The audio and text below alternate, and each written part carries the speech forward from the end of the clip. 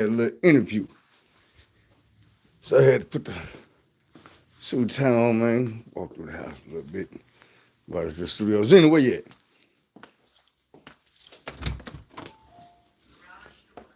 Y'all gonna see me transform. I see the studio. Get back to me. Oh, the interview went good.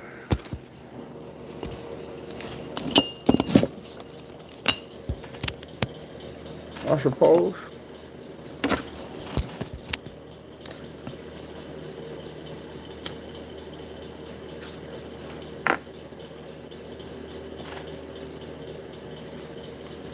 Interview went good.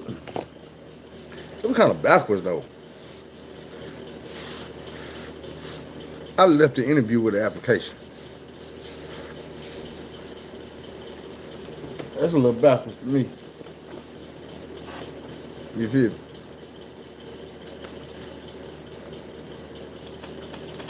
We go straight down some stuff today. It just came about. I was reading my comments, and I seen somebody. I don't know if they were being funny or not, but somebody said something, man, that it was so disrespectful for this channel. And what they were saying was, because I got, like, you gotta realize, like, my most viewed video is the very first things to know before prison. Probably sitting around 120-something thousand right now. So when dude come on and make a comment like what I'm about to explain to y'all, I got to clear that up. Too many people watch the video. And the comment was something to the effect of,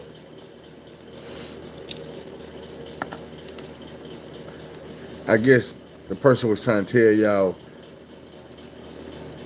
the basic types of people in prison. And it was wrong. Because he was saying the basic type of people in prison was predators, gays, and people like that. And I wanted to tell, well, I did tell him in the comments, I was like, look here, man, first of all, the vast majority of the prison population is against homosexual activity.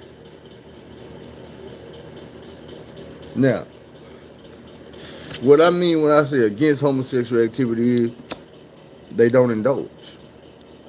It is rules in prison for people who do and people who don't indulge.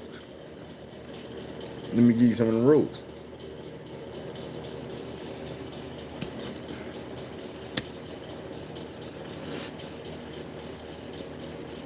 A gay dude, first of all, let's get this understood. A gay dude in prison ain't gonna lie on no straight dude and say they did something. The reason why is because that's something you don't play with. A dude will take your existence behind that. And they know it. It's understood. You're not gonna put that jacket on nobody that don't put that jacket on themselves. So, like somebody asked me too. They said they had a partner somebody did like 8 years or 20 years or however many years. It was a gang of time. And they were like, they want to know if he had been down there messing around with boys. And I was like, man, the best way, one of the best ways to find out is ask him. Ask him. Because one thing about it is, prison ain't too many secrets. Ain't too many secrets, meaning if you down there doing gay shit in prison, the prison population gonna know about it. They gonna know about it. What's up with it? So what I actually told them was the best way to find out is find somebody that was locked up with your partner and ask them. Let's see if this makes sense. Because what I told them was straight dudes don't cover up for gay dudes. It don't happen. Any man on this post right now find out they homeboy or two of their homeboys. You say you go to your home, the boy has your partner house, and the door cracked open. You walk in, it's your partner house. You been over 15, 20 years. You got no reserves about walking in this house. You walk in and you see two of your partners on the couch doing some gay shit, or in the back room, or wherever doing some gay shit. Bro, you not gonna lie for them. You not gonna cover up for them.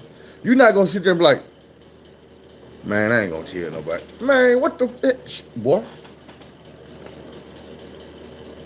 Right or wrong? Am I right or wrong? That's how men is. You're not gonna cover up for gay dudes. Now, another thing.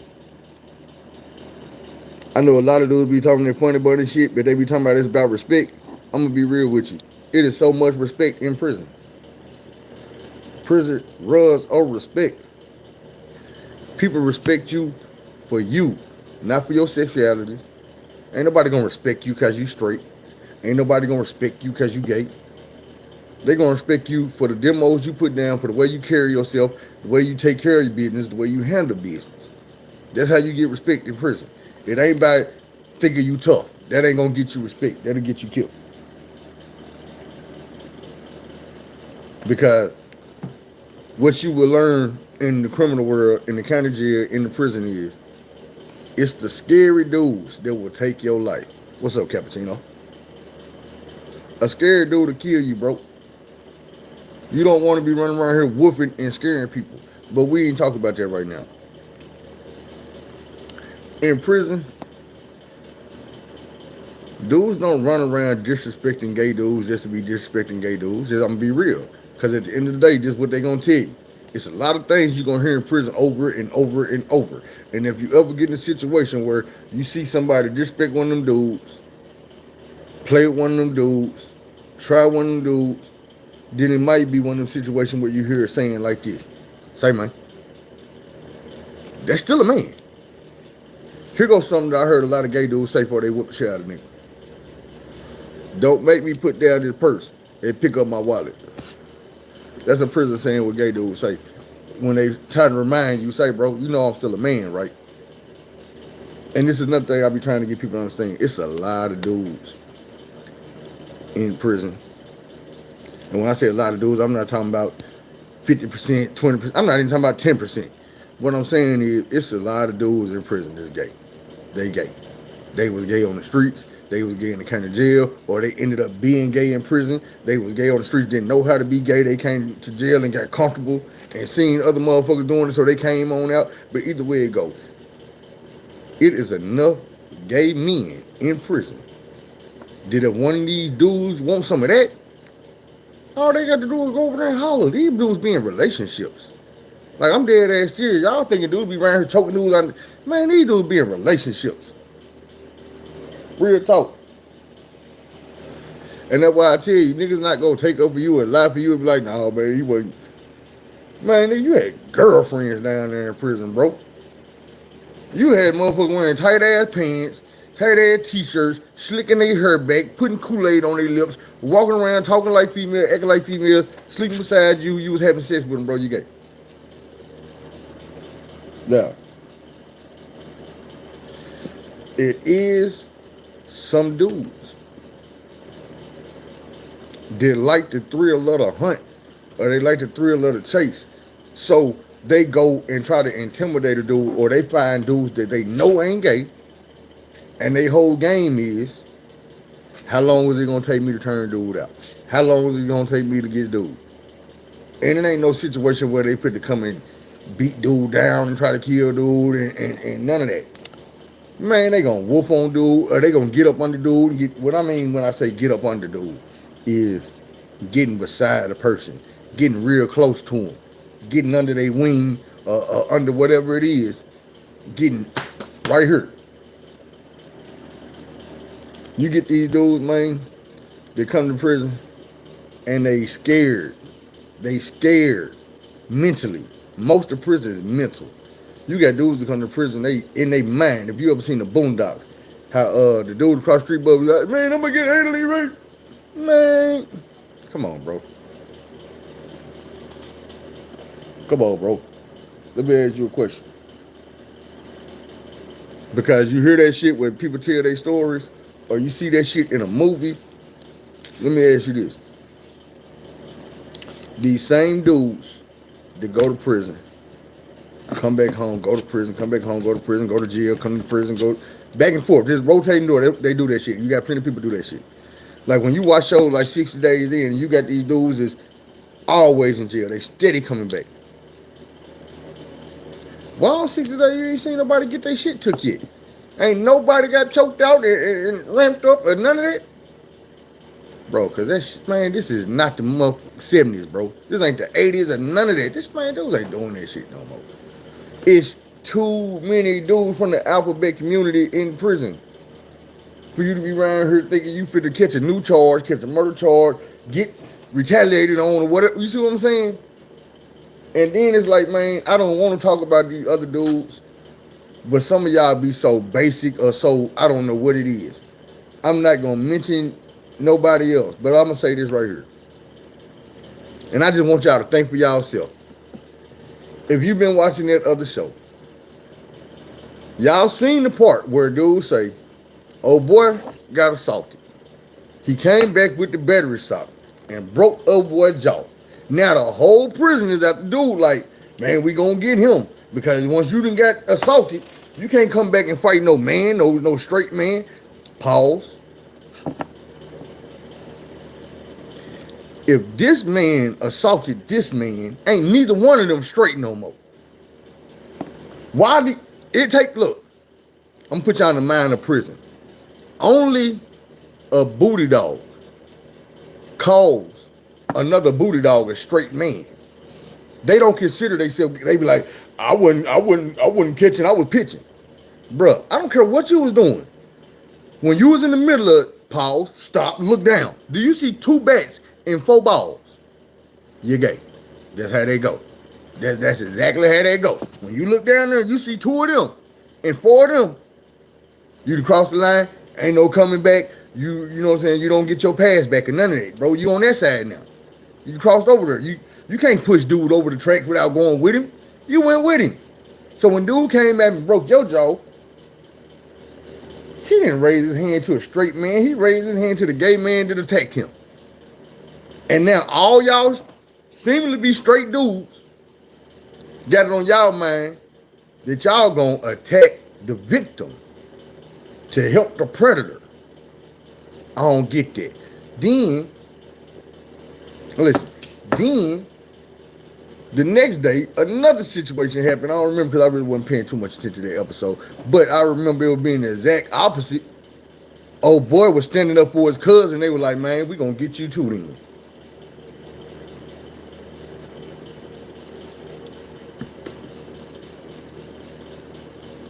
I don't get this. So don't none of y'all want to be assaulted.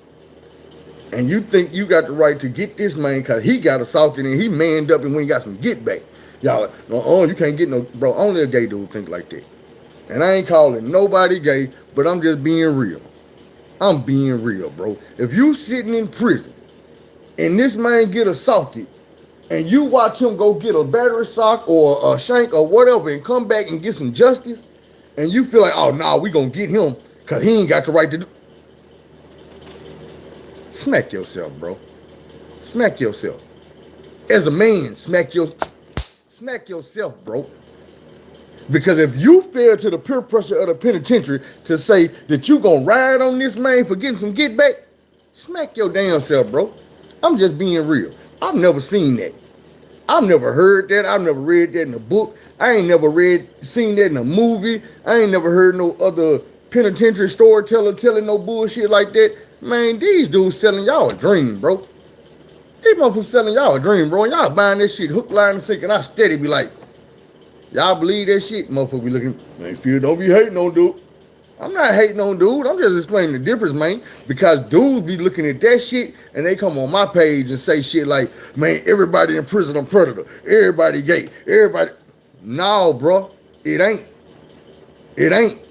And y'all be asking me who was the dude, why they don't tell their stories. Y'all ain't peeping these stories. I'm just saying. Niggas be like, man, I'm about trying to help somebody. Man, you just took a dude's life in your story this week and like last 2 weeks ago. How many people you knocked off in prison? You come home bragging, man, get off that bullshit. You niggas around here telling these motherfucking stories and they lies. I'm just gonna be real, they lies, man. Listen, when it come down to prison, like I keep telling y'all, everything about respect.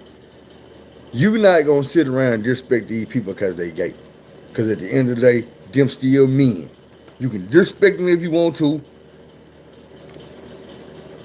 It's something gonna come behind it. I'm telling you. Y'all see this shit on TV with y'all own eyes. It's the same shit, except they just add a lot of bullshit into it. When you watch this shit on TV, yeah, you see niggas got their little groups and they little cliques. Niggas be over here sitting on a rack. Niggas be over here playing spades. Niggas be over here playing, whatchamacallit. Niggas be over here watching TV. Bruh, it ain't these motherfuckers over here raping and killing. These motherfuckers over here raping and killing. These motherfuckers over here robbing. Come on, bro. Just every day. I keep telling y'all, if that's what was happening every day in prison, nobody coming home. Nobody coming home. Everybody die. Everybody gotta go. What does you mean? I be hearing these stories like these dudes that wake up every day and, okay, well, he died today. 5 o'clock, he gonna die. Nigga, you been telling these stories too damn long for everybody not to be dead by now. I'm like, God damn. But anyway, let's get back to the topic. Nigga say, goddamn, ain't nobody gonna spin me bullshit because I figured out a way to get at him. Don't care how long. Listen.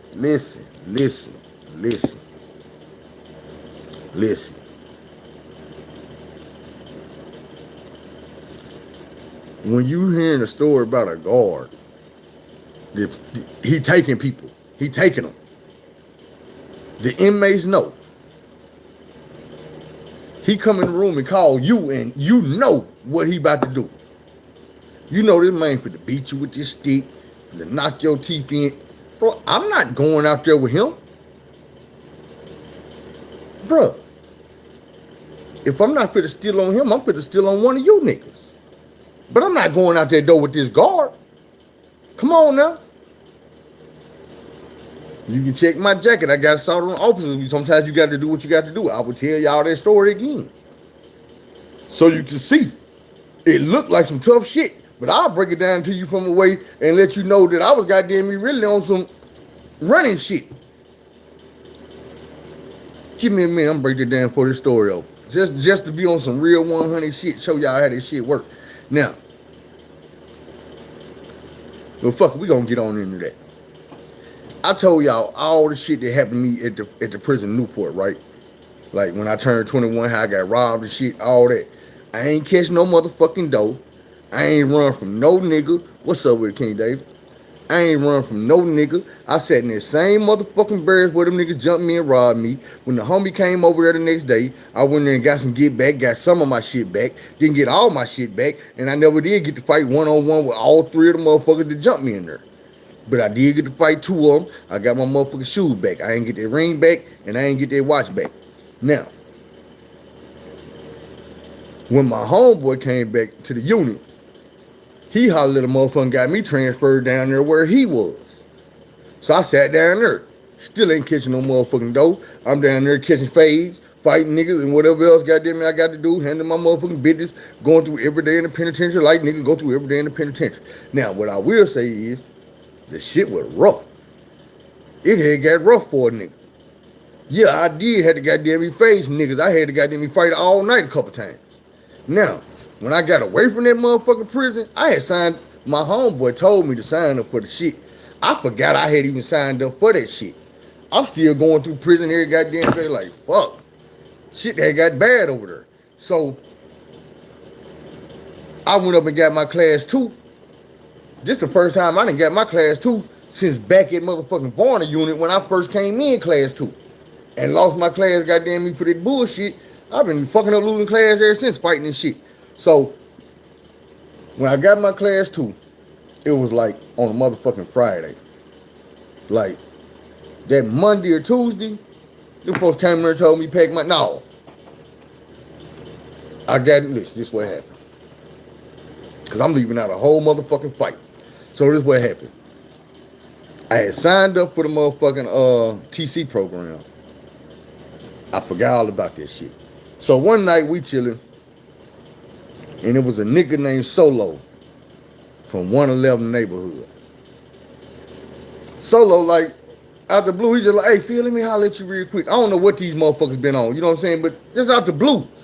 Solo, like, hey, Phil, cool, let me holler at you real quick. Come to the bathroom, let me holler at you. So we go in the bathroom. He like, yeah, man, who put you down with this crippin' and shit? So he get to trying to question me. I'm saying, like, nigga, first of all, you ain't bring me into this game, so don't question me nothing about this here. Then you ain't even East Coast, nigga, so what the fuck wrong with you? Oh, nigga, well, it's like this, nigga. You the only nigga over here from East Coast, nigga, so you gonna get down with this 111 neighborhood. And you got me fucked up. We go back and forth about that shit, and finally the nigga just tell me, well, nigga, what's up? We going to square up. I stole on. We fighting. Now, while we fighting, we rumbling. And goddamn me, Solo was a tall ass, muscular nigga, but he ain't getting the best of me. I ain't whipping his ass, but he ain't getting the best of me. We boxing this motherfucker. Now, while we boxing, a blood nigga named Travis, I told y'all, this is the same nigga I told y'all when he first came in the birds. The nigga asked me, he was like, hey, man, who was Feel Good? And I told the nigga that was me, but I should have told him, shit.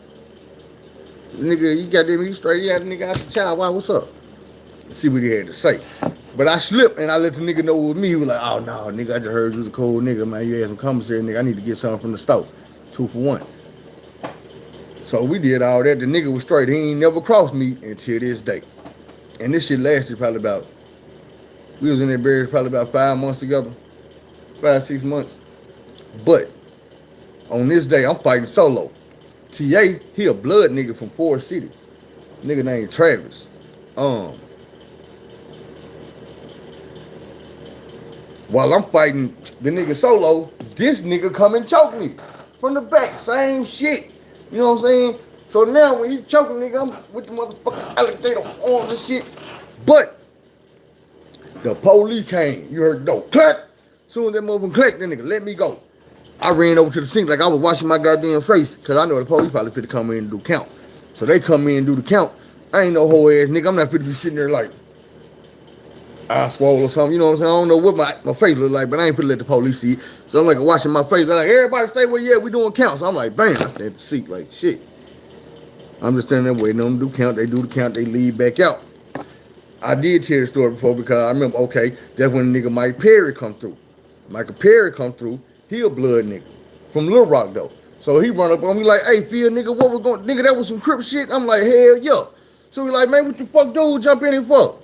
I'm like, man, I don't know what the fuck that whole ass nigga got in his fuck. He's like, man, hold on, man, that nigga blood, man. You want to get your one-on-one with that nigga? I'm like, man, hell yeah. So he got a nigga over there like, hey, Travis, man, hey, man, Phil say he want his fade, bro. He want it one-on-one his head up.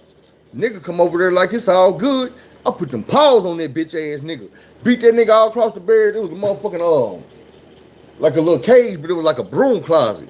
I beat that nigga up in that motherfucking broom closet. The police double right back up in that bitch. Plank. Yeah, we knew y'all was in here fighting. They had did a fake ass count because they were watching us fight. You like, man, we knew you motherfuckers up here fighting. You know what I'm saying? Bring me back about the motherfucker. I'm handcuffed. I'm looking over nigga like, man, damn. Fuck that nigga ass up. So we sitting in the hole. And when I'm in the hole, that's when they came and tell me to pack my shit about a day or two later. They were like, man, pack your shit, you getting transferred. I ain't know what was going on. I'm thinking I'm finna go to the motherfucking max or something. I'm like, fuck. Them bitches were like, nah, nigga, you going a little Tucker to the TC program. What? They were like, yeah. I ain't been to disciplinary court years. If I was, I'd have got knocked class 4. And when it got, man, either way it go. So I go to TC, I'm over this bitch like, hell yeah, it's a 9-month program. But I'm like, shit, it's straight, because now it's almost like a dorm in this bitch. The motherfucking shit clean. You ain't got to worry about no bullshit, nigga. I ain't got a job over in this motherfucker. I'm in the laundry. You got some real OGs over here, niggas from the city over here that I'm fucking with. A whole different prison experience. And there was some bullshit over there too, but most of my bullshit over there came from fucking with police and getting fucked with by police. And when I say fuck with police, I ain't talking about no snitching shit. I'm talking about Some grown ass man shit. Num num yum yum shit. So when I got transferred back, it was for a bogus ass assault charge. But now here come the part I was telling y'all about. I'm in the hole for no reason. I ain't did shit. I ain't jumped on this bitch. The police officer said I jumped on her. I ain't threatened this hoe. I ain't did none of this shit. But I'm in here like I done whooped her ass. My homeboy in here like he done helped me whoop the whole ass. This nigga was in the infirmary. He got locked up out the infirmary when he came back from the Free World Hospital. So they ship him back to Calico Rock. They shipping me back to Newport. But I'm already telling the folks, they like, yeah, man, just chill, bro. I'm like, man, fuck that. Y'all might as well tell whatever guard come pick me up, have it on their mind, because I'm getting locked up for some shit I didn't do. So I'm finna go and whoop the police since that's what I'm getting locked up for. Whoever come pick me up, I'm beating their ass. They better send a big motherfucker down here. So when they send the motherfucker and I come up front, handcuffed and shackled and shit, they chaining us all together. I'm looking, I'm like, man, they sent Sergeant Robinson and the white dude. Sergeant Robinson black. But he like, at the time, this nigga probably like 50 something. Man, easily. White dude a little bit bigger than him. But country ass white boy, bro. Easily. To get both of y'all there. I'm gonna whoop y'all ass when we get up here. Now, we in here. It's me. It's a couple more motherfuckers that might be going to the hole. And it's two motherfuckers that's class A1. Class A1 is the people who can leave the building. They can go outside the gate, you know what I'm saying, and work outside the gate.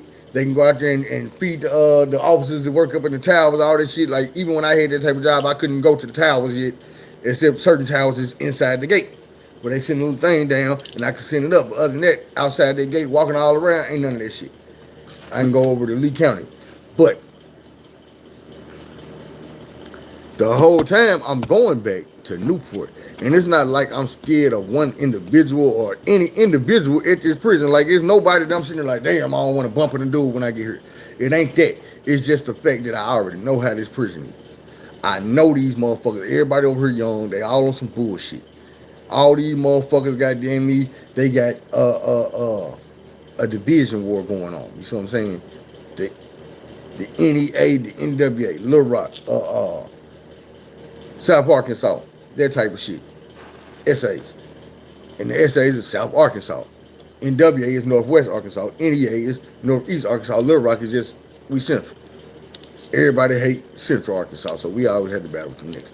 But I'm already knowing this the type of shit that's happening over here.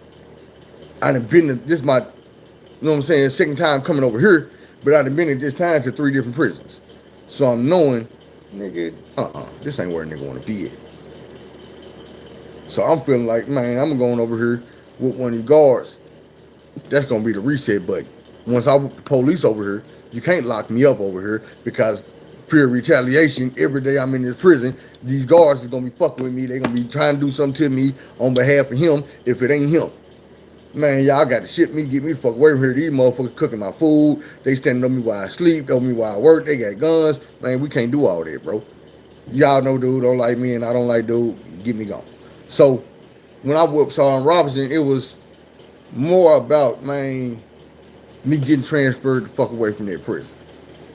Soon as I walked in the door, I'm sitting there like, no, don't want to be here. Don't want to be here. Ain't gonna be here. Bam, in your shit. And that's what I was telling y'all, like with the King Von situation. Like, ain't no way in the world I'm gonna walk in there and be like, man, I need PC. No. Nigga, do you know that same jacket I was just talking about, that nigga put on you, that jacket, that folder, that follow you around for the rest of your time in prison. You go to PC, that's in your jacket now. You's old protective custody ass nigga. When you come back to the hood, they gonna know it. Yeah. It's like being a sex offender. You got to register, my nigga. They gonna know it. The hood gonna know, nah, nigga, you was on PC, bro. They gonna talk about you. You were running, you were doing it, just like they talking about all these rappers when they get locked up and they be like, man, this dude was in general population, that dude was in PC, this dude was over, man, look. I done seen dudes, I ain't gonna expose these dudes, man, but I know dudes who got to prison, caught a charge, went to the max, got behind their cell bars, and they won't come out.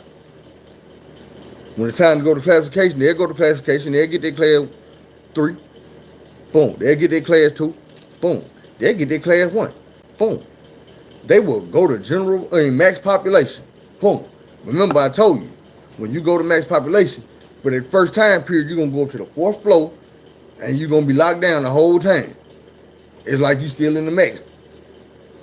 Man, when they get ready to go over there, they catch a charge. Spit on an officer, cuss the officer out, get to playing with their meat, jacking off or something like that, you know what I'm saying, to catch their charge. Boom. You is not going to max population. I was back there for a couple years. But if you know how the max work, when you catch assault on officer charge, class 4, that's 1 year of class 4. Right off the bat. So that's 1 year. And then they're going to want 6 months at class 3. Then you're going to have to do this many months at class 2. This many months at class 1. Then you go to max population. Then you got to sit over in max population for a couple months, and then you go to general population. You got to work to get back to general population. Like, they don't just let you back to general population around motherfuckers. You got to work to get out there. So if you a scary ass nigga and you a whole ass nigga, you done went back here to this max, scary niggas don't come back. Especially not in 2 years. You don't look back up and like, oh shit, here he come. They done let him out. Bro, when you get out the max, it's like when dudes get out of prison. When niggas be waiting, they be hearing about it, bro. Like, hey, man, y'all know such and such about to get out the max, bro. Boy, it's gonna be hell to tear the cap. Y'all know that nigga don't play. Hope we don't put him in this bird. Yeah, cause that's nigga gonna come through. He hustling everything. If you got some money, he won't in on it.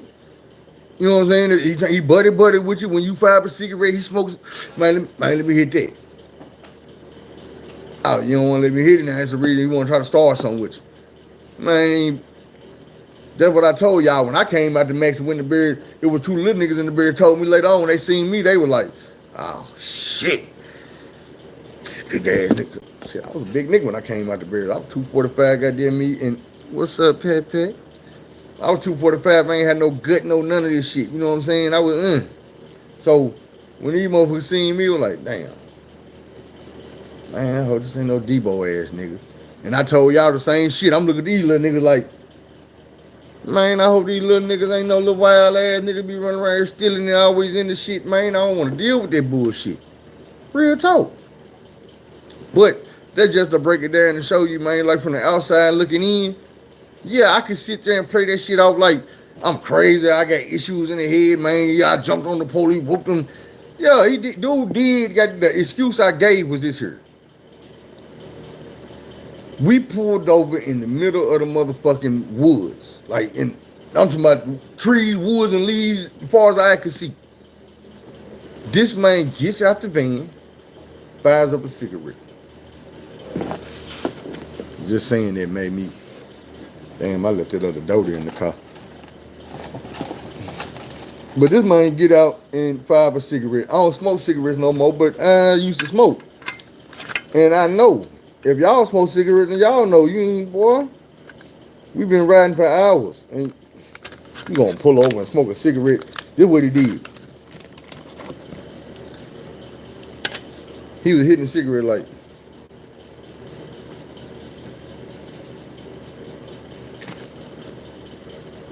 But then I was like, hey, man, can we smoke? I'm asking, can we smoke? This man took the cigarette and put the filter up to the glass where I'm sitting in, because I'm sitting right by the window. So it's a cigarette right here. I see the smoke coming up out the filter. Man, my nicotine fit just kicked in overdrive. Motherfucker. You sure right. I got my property right here. Now I'm handcuffed. To do, it's like we handcuffed and it's a little box in between the handcuffs where you can't really move that shit. So I got in the other one, and then it's a belly chain too. So we all connected to each other. I'm the only one on this lane, so ain't nobody over here with me. But I got to go in my property bag with this nigga hand to find my cigarette lighter made out of the batteries, get my motherfucking cigarettes. I get the cigarettes out, roll me up a shit stick.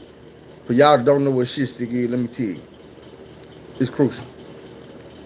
When you get that single individual roll of toilet paper, and they had that wax paper type shit wrapped around it, that's what we call shit stick.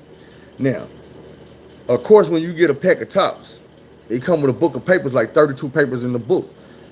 But if you think a penitentiary dude could take all that tobacco and roll up 32 cigarettes, you crazy. More like 96.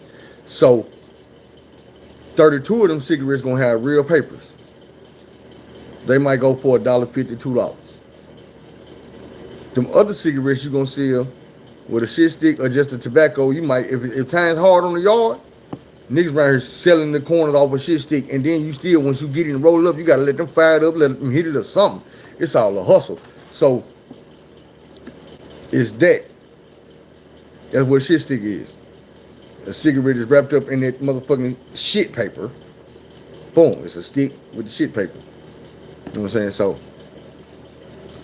a Cadillac is like a cigarette with a filter on it. Them go $5 off the rip.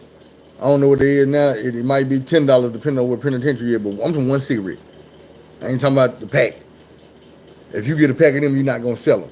Some of them, look, if hard time fall, boy, a 100 Cadillac might break that bitch in 3-4 pieces and sell them $2-3 a piece, every piece.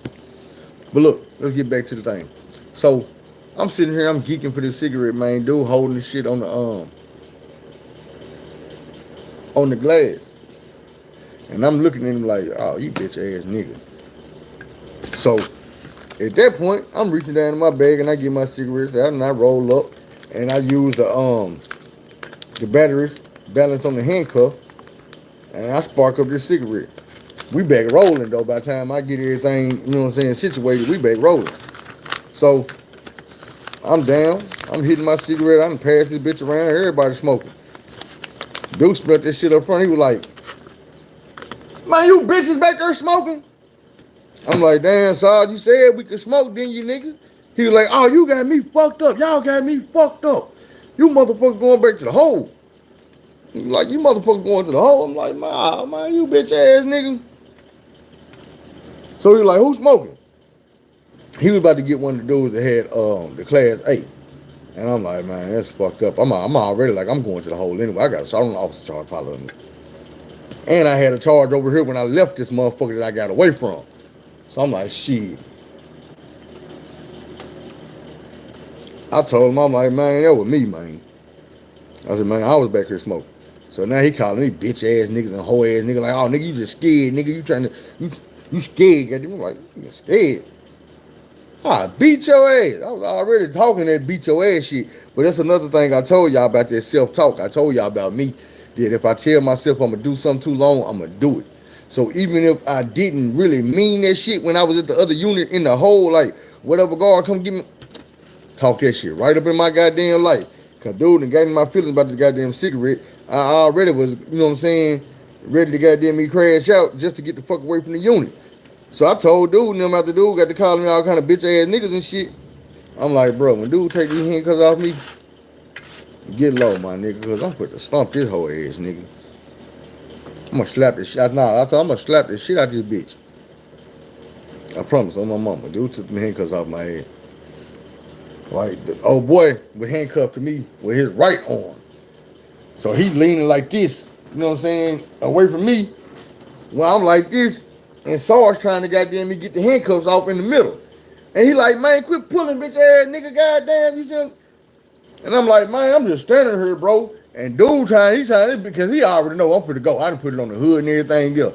Niggas know. And I'm from an area that when you put something on your hood, you did that shit. It wasn't no getting around it. Niggas was gonna, you know what I'm saying? Especially in prison, niggas love to see some shit. I don't know what the fuck that was. Niggas love to see some shit. So if you done blew the hood up, when you get back to the unit, they gonna go find you, nigga, you blood, they gonna go find, hey, homie, y'all bloods? Y'all die move? Yeah, that nigga blew the blood up on the way over here. He said he was gonna do this, nigga here, put it all on big B's. Nigga, he ain't did shit. Yeah, you a crook? Hey, nigga, y'all lokes? Yeah, that's y'all lokes over there? Yeah, man, that nigga blew the cuz up, man. What's wrong with that nigga? That's how y'all get down? Man, nigga gonna hype that shit up. They wanna see a nigga getting to fight. So yeah, they gonna hype it up, put y'all up. Damn. Hey, man, real nigga shit.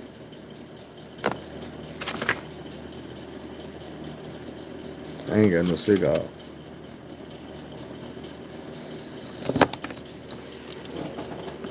So, real nigga shit.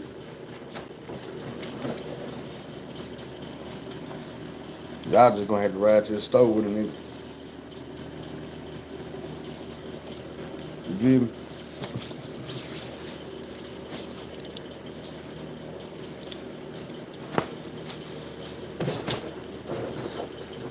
Yeah, y'all just gonna have to ride to the store with your boy. We're gonna jump into Genesis.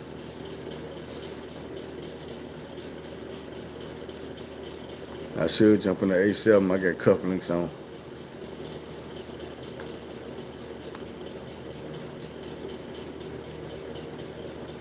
But y'all done been in the A7 before, so we're gonna jump into Genesis. That thing candy painted, candy paint on the rims, chameleon.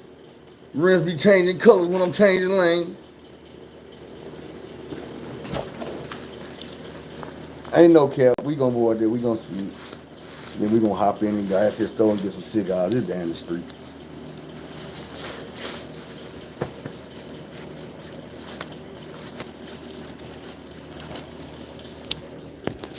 Fuck it, let go.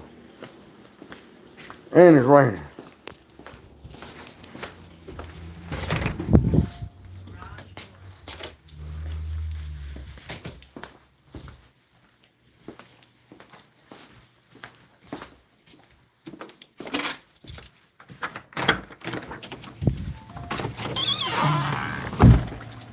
That's raining good too, shit.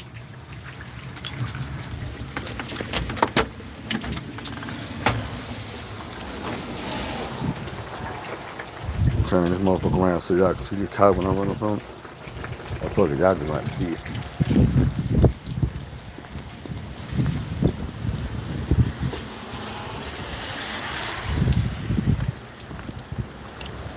Oh, yeah, rims too.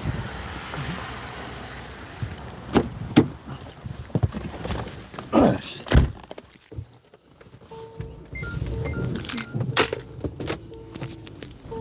Shit right there.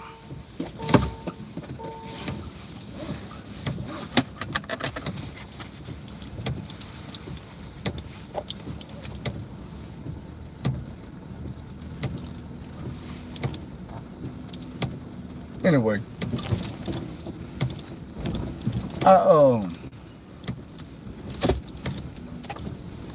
I whooped dude ass, man, to get away from that motherfucking prison. Because I ain't want to go through all that bullshit that was going on over there. No staff or no warden or none of that, and I need help. Get me out of here. I fear for my life. Nigga, hell no, because I'm going to tell you one thing about it. That warden, that guard, that staff member, they don't give a damn about you. They don't give a damn about you. They work in prison. Most of them folks look at us like we animals. Locked in a cage. And they love poking the bear. You know what I'm saying? Like guards come to work to poke the bear, man. They get mad or they get in their feelings or whatever they gonna do, man, and then they poke the motherfucking bear. See how much you can take before you break.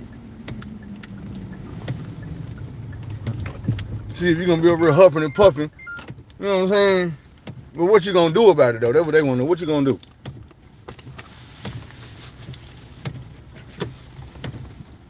Every once in a while they run up on that motherfucker that don't give a damn. Appreciate you. They run up on that motherfucker that don't give a damn. Gonna bust their motherfucking head.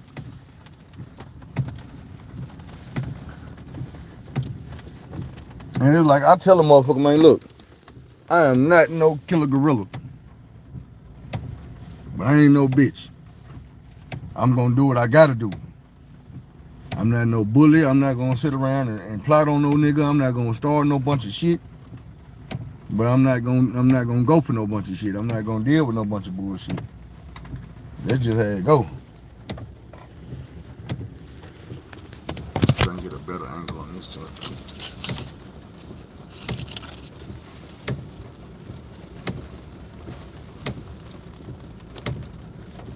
Yeah. But see, then it don't even, man, I'm gonna be real with you. It be so many different situations. You got situations where you got guards that fuck with niggas. You got situations where you got niggas that fuck with guards. I'm gonna give you the difference. A nigga that fuck with a guard can go holler at their guard like, hey, we doing business or whatever. I need you to write that nigga up. Get that nigga up out this barracks. That's the competition. That nigga hating that woo band, whatever. And then you got some guards around here fall in love with inmates. do anything for an inmate in prison. They gonna bring you shit. They gonna goddamn me, you know what I'm saying? They gonna give you the news. They gonna give you the information. They gonna get your ass out of trouble. They gonna goddamn me get you goddamn me get your shit from your family when they come up here. You know, the money and the whatever. You know what I'm saying? And motherfuckers be like, nigga, yeah, right. You don't believe me? Look at the motherfucking news. This shit on the news all the time.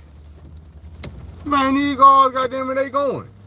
And I say that because, like I told y'all, you ain't working in no motherfucking prison coming home squeaky clean. The nigga that work in the pig pen with the pigs don't come home clean. He just as dirty as them goddamn hogs when he get up out that pen. Let me get 6 packs of 4K Diamond. 4K Diamond.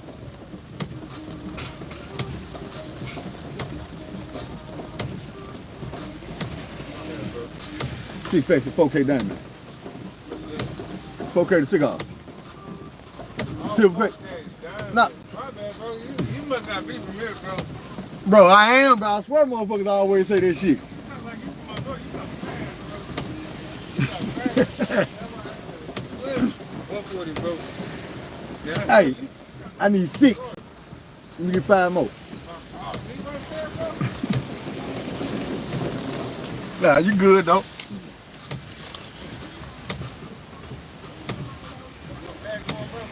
Nah. I'm all right. Appreciate it. All right.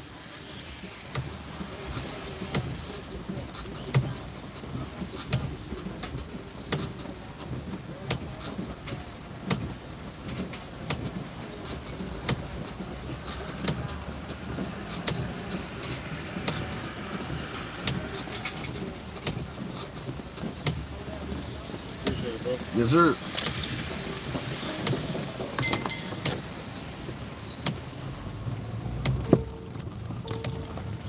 That man said, you ain't from here, bro. Nigga.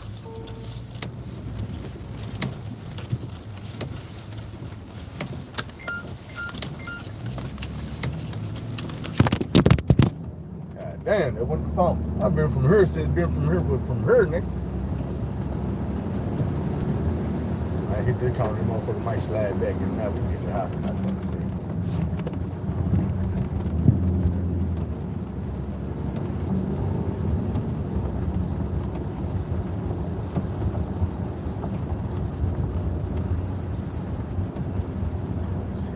Hell,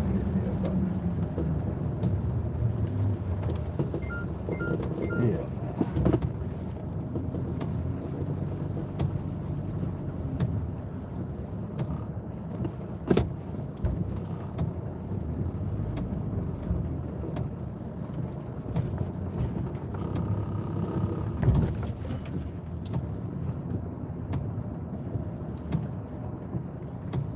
Alright, so hold on. Put this card back in my wallet and shit. I'm gonna grab the phone here.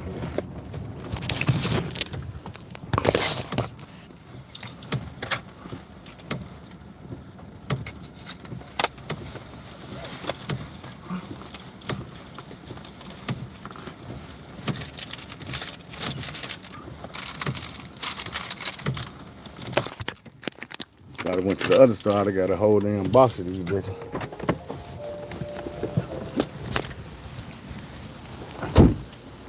I just need something to make it through the day.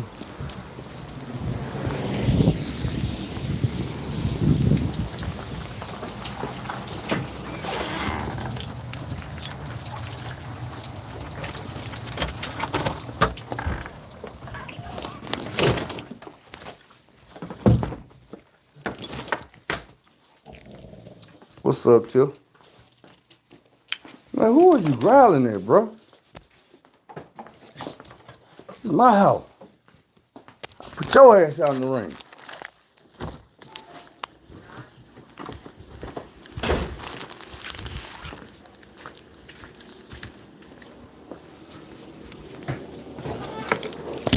All right, shit, we back. They like we never left.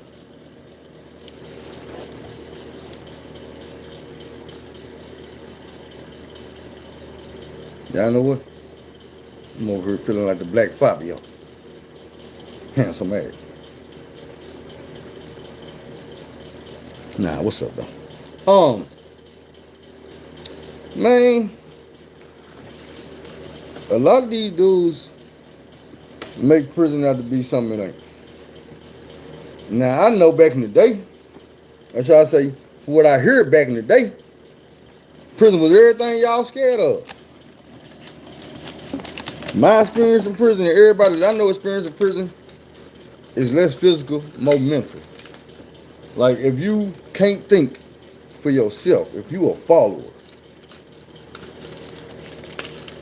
you're gonna go through some shit in prison. You're gonna go through some extra shit. Because prison is a place where people love to get the followers to do something. You have no entertainment. You see what I'm saying? You might get a TV. But bro, even that TV go off at a certain time. If you know what I'm saying, where in the environment we ain't have TVs in our cells. So even the TV going off at a certain time. And speaking of that TV, I got a story to tell you. I ain't gonna tell you right now. Cause they tell you it's three things. I'm gonna say more than three, but there's always three things they're gonna tell you that's gonna get you in prison. TV, gay stuff, cigarettes. You can switch out cigarettes for any type of vice. Gambling, liquor, I done seen all that. But the story I'm telling y'all that I'm gonna tell y'all about is about the TV.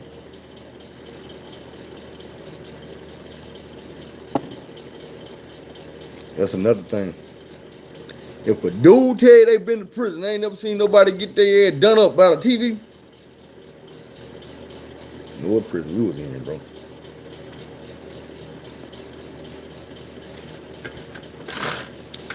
That TV is used to start a war. Like I know I told y'all one of them stories before. Like that's one thing you gonna do. If somebody fucking with you, like on some anonymous shit, that TV is how you call a motherfucker out. Like, say I come back in the barracks and I go to my rec. I done been to work or whatever, you know what I'm saying? I go to my rec and I'm finna go to the shower. I lift my rec up.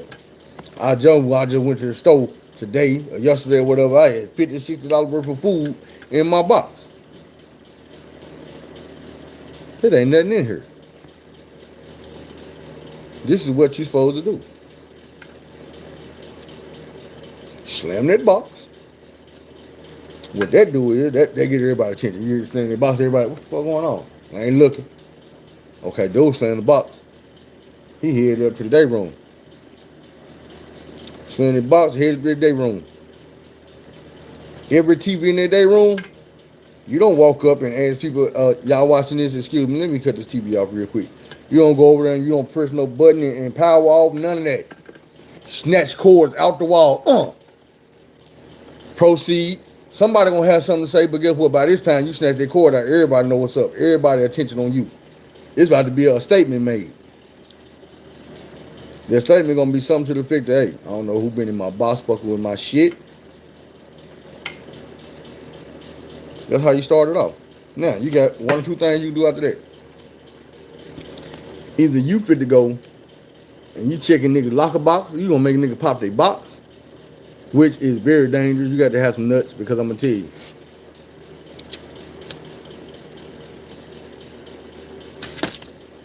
I heard this in a CBS story, but it was different because they were checking sales.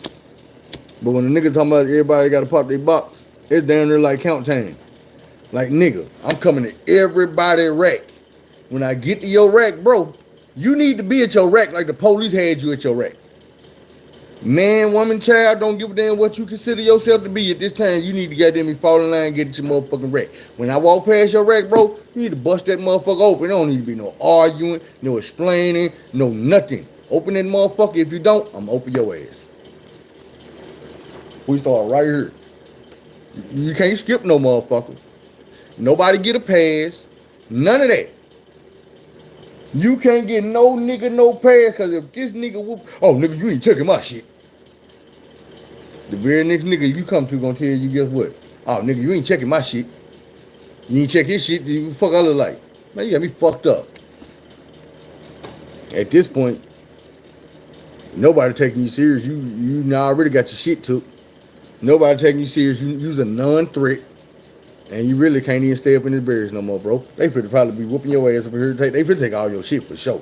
Like, nigga, you ain't gonna have nothing but the drawers you got on. They taking socks, shower shoes, nigga, your state coat, your state toboggan, your beanie, all that. You can't have no thermals, no white beater. They taking all that, bro. You can't have none of that. You hear me? And that's why I be like, man, look. Be that extra. Don't always, you can't be that role player if you can't play that role. Don't stand up and want to be the star of the movie if you can't got to be the star of the show. That's what I'm trying to tell you. Now, your other option once you go there and make that announcement is to give them niggas a time frame. Leave the birds. Nigga, I'm finna go down here to 12 Birds or and handle some business. When I get back, I need to have all my shit in my motherfucking record. If I don't, I'm gonna up that thing on some motherfuckers. And I already got an idea of who I think it is. And look, I'm gonna tell you right now, you, nigga, you always stealing. You, yeah, nigga, you been hanging around the motherfucker right, nigga. You think I ain't seen this shit? You, woo. I'm gonna tell y'all like this, man. I'm starting with y'all. And y'all ain't the last motherfucker gonna get it. So you better find out who got my shit. Look, real talk. Them motherfuckers you pointed out, I'm like, man, you got that nigga shit. Man, I ain't got that nigga shit. You got that nigga shit? Man, I ain't got that nigga shit.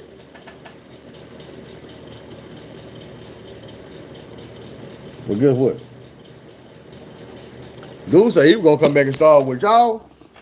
Y'all might want to find out where that nigga shit at. Get that man shit back over here. He gonna be on y'all ass, bro. Thing about it is, like I say, this prison, so whatever went down, somebody know about it. Now you gone, it's a conversation being had in that barracks. Somebody talking to the nigga who stole your shit. Damn, mail lady got some booty on her. I didn't even know that. I tried to flip it so y'all could see it. She got back in the truck too fast. Get that package out you though. You better nigga, this is my package. This ain't your package.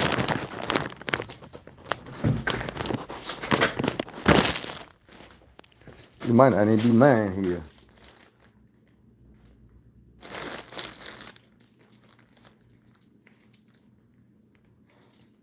I don't feel like nothing out of motherfucking water. Nah, that ain't got my name on it. Anyway. Where was it?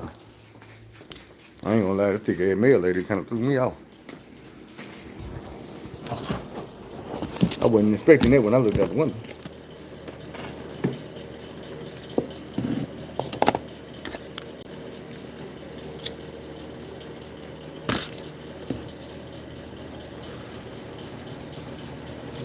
Man. Now, I'm gonna give y'all some more of this. The dynamics, man, of gays versus straight in prison. It's not really a versus. You know what I'm saying? That's what I was basically getting at. It ain't no versus. Like, dudes don't come to jail looking at gay dudes like, man, I'm gonna whoop this nigga, don't come over here. Say, bro. Motherfuckers is all, you looking at dudes by what they do, how they act. But one thing about it is, like I said, it ain't too many secrets in this prison. Somebody knows something. Somebody seen something. You might not know they know, but man, they know. Motherfuckers walk around talking about this shit. You gonna find out eventually they know. Cause we all mean, we not gonna keep the secret. It's just gonna have to make it back to you. Everybody else gonna be talking about it. But niggas ain't gonna have it.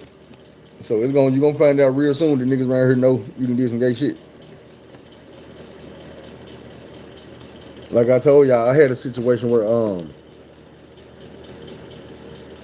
it was a Crip dude. I can't remember how many names. And he had got assaulted at a young age in prison. He had been there since he was a teenager. He was like 22, 23 when I met him. Just a little bit older than me. But he had got assaulted like when he was like 14, 15. And the way the homies used to do, dude, I mean, it wasn't no like they ain't treat him bad like no hoe ass nigga or nothing. But you know what I'm saying? It's like when it was time to spread, nigga, you can clean them dishes. When it's time to smoke, nigga, you ain't getting nothing but the short. You getting the butt of the cigarette. You know what I'm saying? We not passing you that shit for you to hit it. You pass that motherfucker to the next motherfucker when you get it. But a nigga not doing you like and giving you shit like this, you might get, you know what I'm saying, something like that. Smoke. Up a cigarette. Hey, I promise you, this motherfucker's getting that and holding it. Burning the shit out their fingers and their lips. You ever seen a nigga fingertips is burnt black and brown and yellow and shit? Fingernails is brown and yellow and burnt crispy. Man, I ain't lying. Lips, all that. All that, look, like, we ain't supposed to smoke cigarettes in Arkansas in prison. So they'll come by and they be wanting to see your fingers. You know how every so often, you know what I'm saying? They come through, they want to look at everybody's fingers.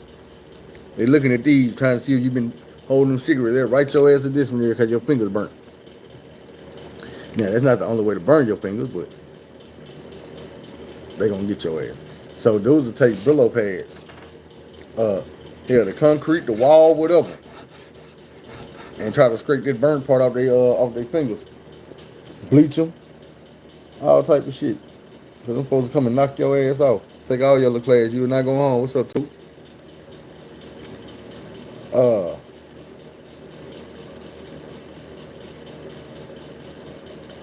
I never seen a gay gang in prison. Like, I ain't saying it can't happen, but I ain't never seen that. I have seen when gay dudes get to hanging with each other and they call each other their sisters or whatever. I ain't seen that shit. For the most part, on an everyday to day basis activity shit, straight dudes and gay dudes ain't interacting in prison. The gay dudes got their own little thing they doing. They gonna go do their thing. Sitting on their rack, working, watching TV, you know what I'm saying? Something like that. Reading, something. But don't get it twisted. At the same time, I done seen gay dudes just rapping. I done seen gay dudes just playing basketball. That was the first time I seen that was in the county jail. It was a gay dude named Randy. And it was well known when dude got locked up that this man was gay as hell. Now, he didn't look like a female or try to dress like a female, none of that, but this man was gay as hell.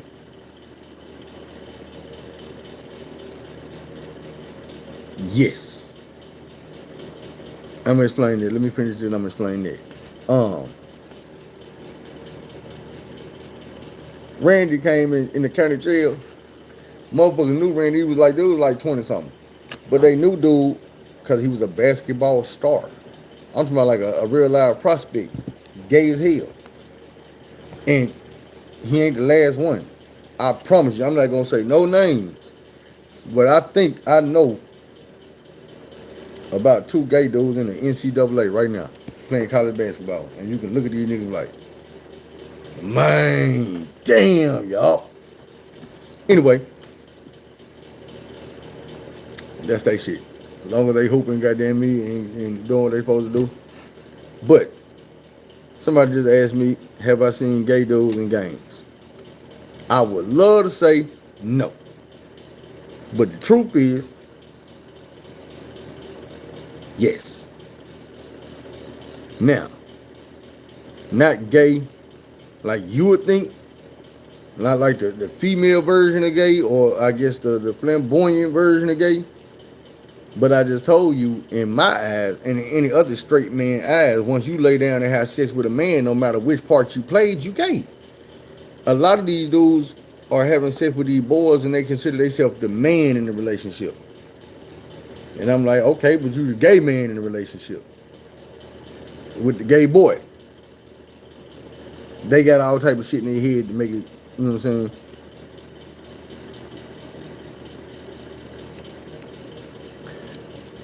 But see, Dwayne Wade is different because Dwayne Wade's still in the closet. You know what I'm saying? That nigga is still in the closet. We know he gay. His wife know he gay. His kids know he gay. Everybody know he gay. You're not gonna hear him admit it. You know what I'm saying? He's not gonna come out and be like, yeah, I'm gay. I'd be like, bro, people would probably go a little easier on you about the bullshit you did to your son if you wasn't sitting there hiding your truth. You can't hide it. Like, I'm gonna be real. Y'all say it with me. Did we not see Dwight Howard being gay? Be for real. Let's go back over Dwight here, over his injuries over the years. Back. That back. Them thighs. Yeah, he fucking them thighs. Dwight Howard was the only nigga in the NBA that had a motherfucking booty injury. That nigga fucked that booty up. Y'all remember that? A couple years ago, Dwight Howard was out with a booty injury.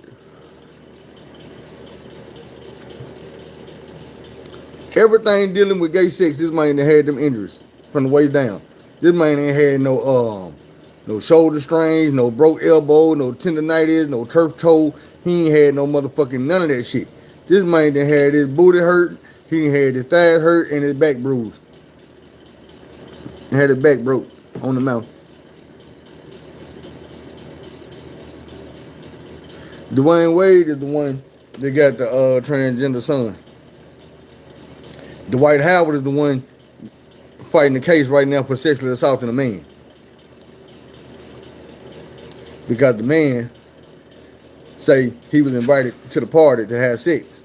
And he intended on having sex with Dwight, but when he got there and they was getting ready to have sex, a transgender came out of the closet and he said he wasn't with it no more. But transgender dude started giving Dwight Howard fellatio, and then Dwight started grabbing on dude, and dude was like, ah! And Dwight Howard was like, argh! And then he held it down, he was like, nom, nom, nom, nom, nom.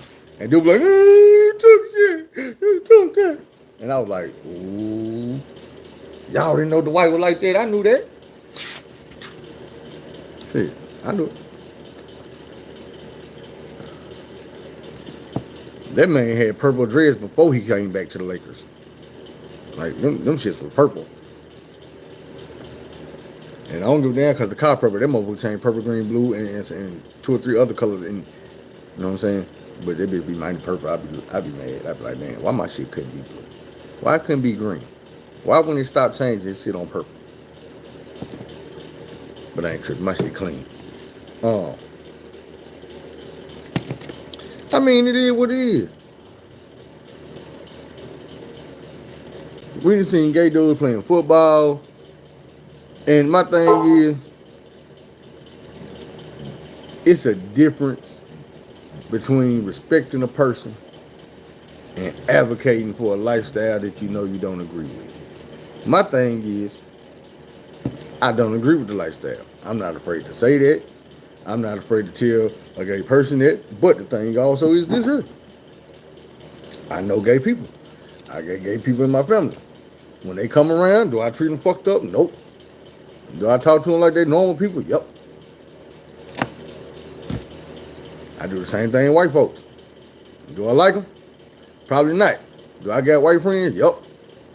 Do I treat them fucked up? Nope. I know them and I like them. I'm not racist. I don't like people I don't know. You got to earn my trust and respect. That go for black people too. And Chinese people, and Crips, and Bloods, and all that. Now, let me read some more of these comments. He said, I seen a dude, gay. Crip dude did an interview saying he was locked up. OG person. Man, you know what? I might have seen the same dude in LA. I was tripping on that. No disrespect. But the gay dude was saying he was a Hoover Crip. He was in LA. I think he was on No Jumper. He was talking to goddamn me, Brick Baby now. But then OG Person then was like, man, y'all let that dude come up there gay talking about he was crippin' and do that shit in y'all face and use my name. You ain't never seen dude run around me tell me he was crippin' and he gay and all this and that. That man came up there and told y'all that bullshit. And that's like, I ain't never seen no flamboyant gay dude run around talking about, hey, gang banging, blood, crip, folk, vice lord, new breed, none of that shit. I ain't never seen it. The closest thing I did see, and I know I told y'all this story too, this happened in Newport. It was a dude. And he was folks. I ain't know him. But I was at Varner with him when he was there. And nigga had a reputation. Stomp down nigga, beat your ass. Nigga had them hands, he wasn't going. OG ass nigga, had everybody respect. He's one of the dudes, like I just told y'all, when you getting out the hole, it's like you getting out of prison, niggas in the hood, like, hey man, dude coming home, dude coming home. Dude, one of them, hold on real quick. I don't need no arm. But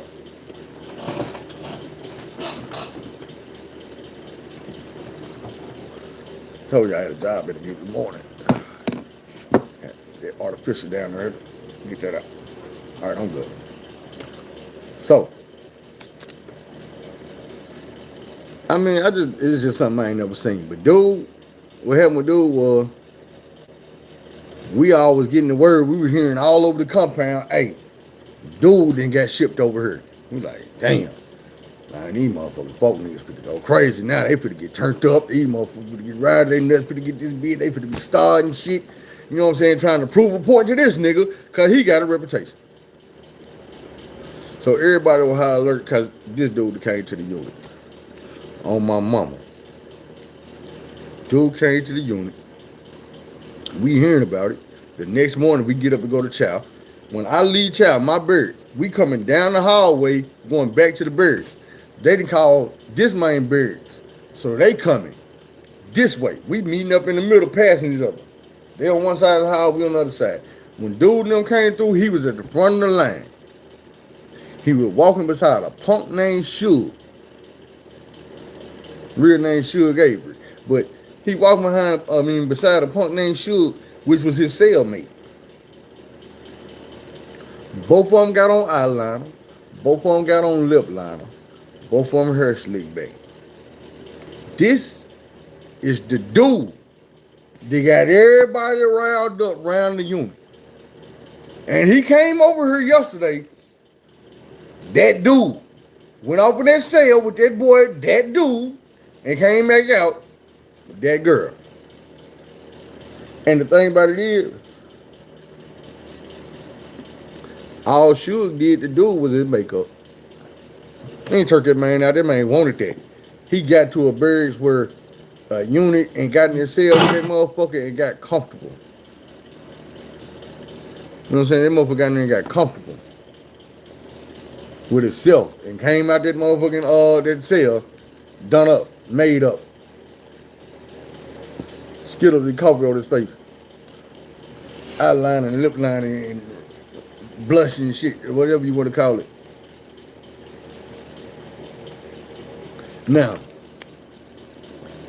I got transferred not too long. That is crazy, but not too long after I got transferred, so I don't even know how. I know that I never heard of nothing happening to dude. Nothing. I ain't never heard nothing else about dude after that. And if I would have seen that with my own eyes, and thing that fucked me up is, I didn't know the dude.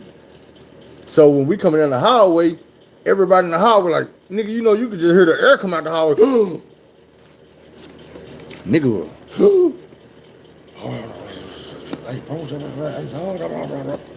man, shit. By the time we got there, nigga was just walking like, God damn, nigga, for real? Them hoes just coming down the hallway like ain't shit wrong. I'm like, the fuck? Man, damn. Man, that was some of the, I'm gonna say craziest shit I've seen some shit worse, some more violent shit. But that like just some blow your mind type shit, that right there, that one of them things that, hey, if I wouldn't have seen it, I wouldn't believe it. It's not some shit that happen every day. It's some shit the motherfucker tell you happen. That shit don't happen every day. It do not happen every day.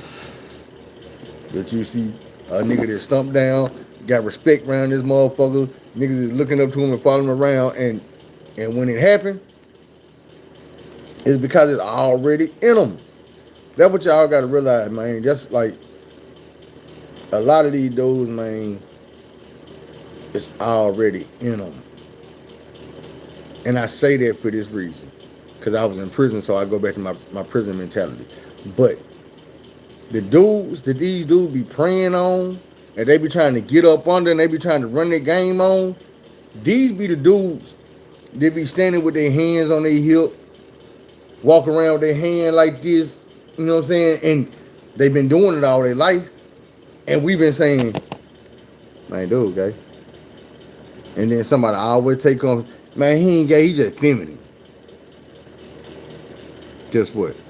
When you in prison, a bunch of nothing but masculine males, you don't want to be feminine. You don't want to be some of this crazy dude over here. And everything about you, all your mannerisms is woman. You standing with your hands on your hip, your backbone is slip, and you got you popping your lips when you talk. Say, man. Some of you niggas around here talking about period. Like you got a period. I guarantee you go in the joint saying that word right there, niggas gonna look at you like, oh, he got some girl in him. He got some girl in him. Look how he talk. He talk just like one on. He stand just like one on. What the hell they be? I'm telling you. And it don't be no secret. I told you, we need entertainment in prison. So a dude would be sitting here taking bets on how long it's gonna take. Man, I got 2 weeks, bro. He gonna get him in 2 weeks. Nah, bro. Buddy, goddamn me, he gonna put him in a fight. It's gonna be about a month.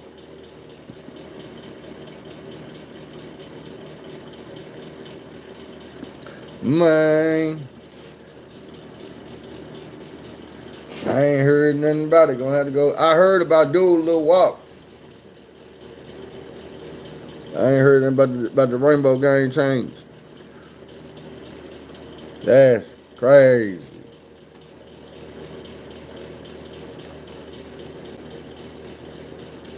Then I would tell you, it's like everything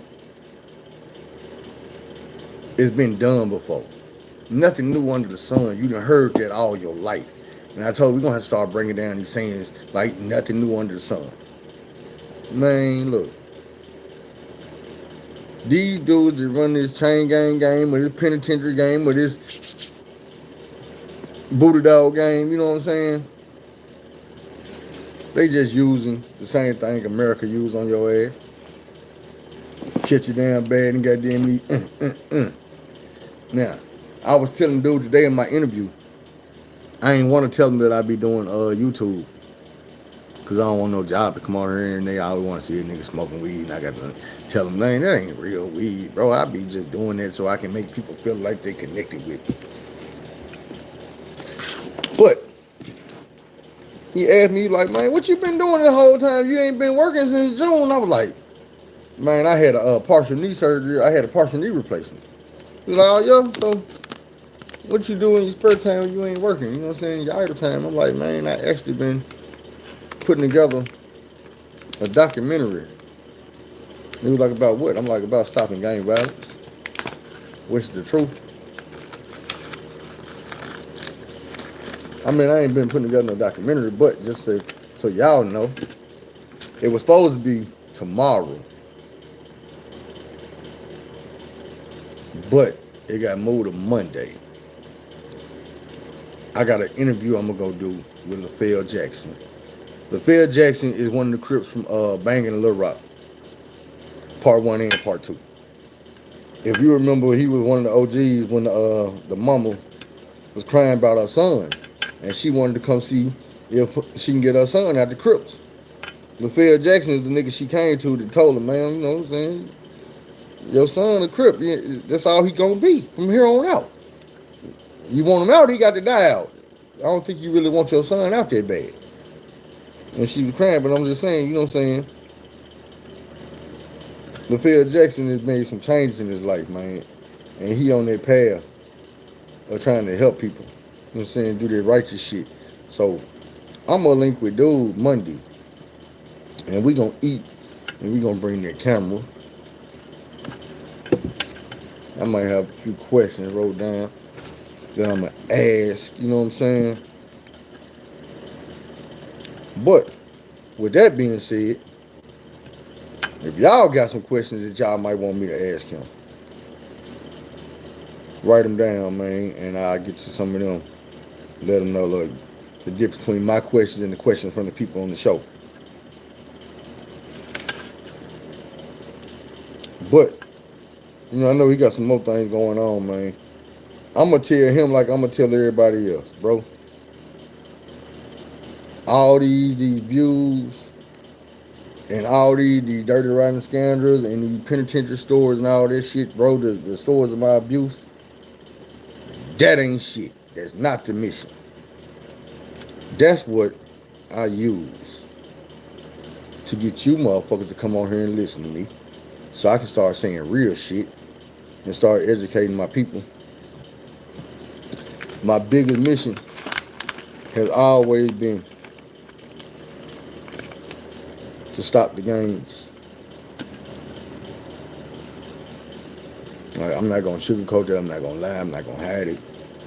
Because I'm a real nigga and I feel like the things that the game's supposed to stand on, we not standing on that shit. We not doing that shit. We not about that shit. And that shit need to come to an end. And I also feel like people then wanted it to stop. People then tried to stop it. People ain't never knew how to go about it. And this is what I'm going to tell him. First of all, I'm going to tell him when he get down there, point out to ask all my questions, I run this shit down to him. I'm going to tell him, look here, bro. Now, this is my mission. I got you here so I can use you. I'm going to use the shit out your ass. That's the only reason you're here, bro.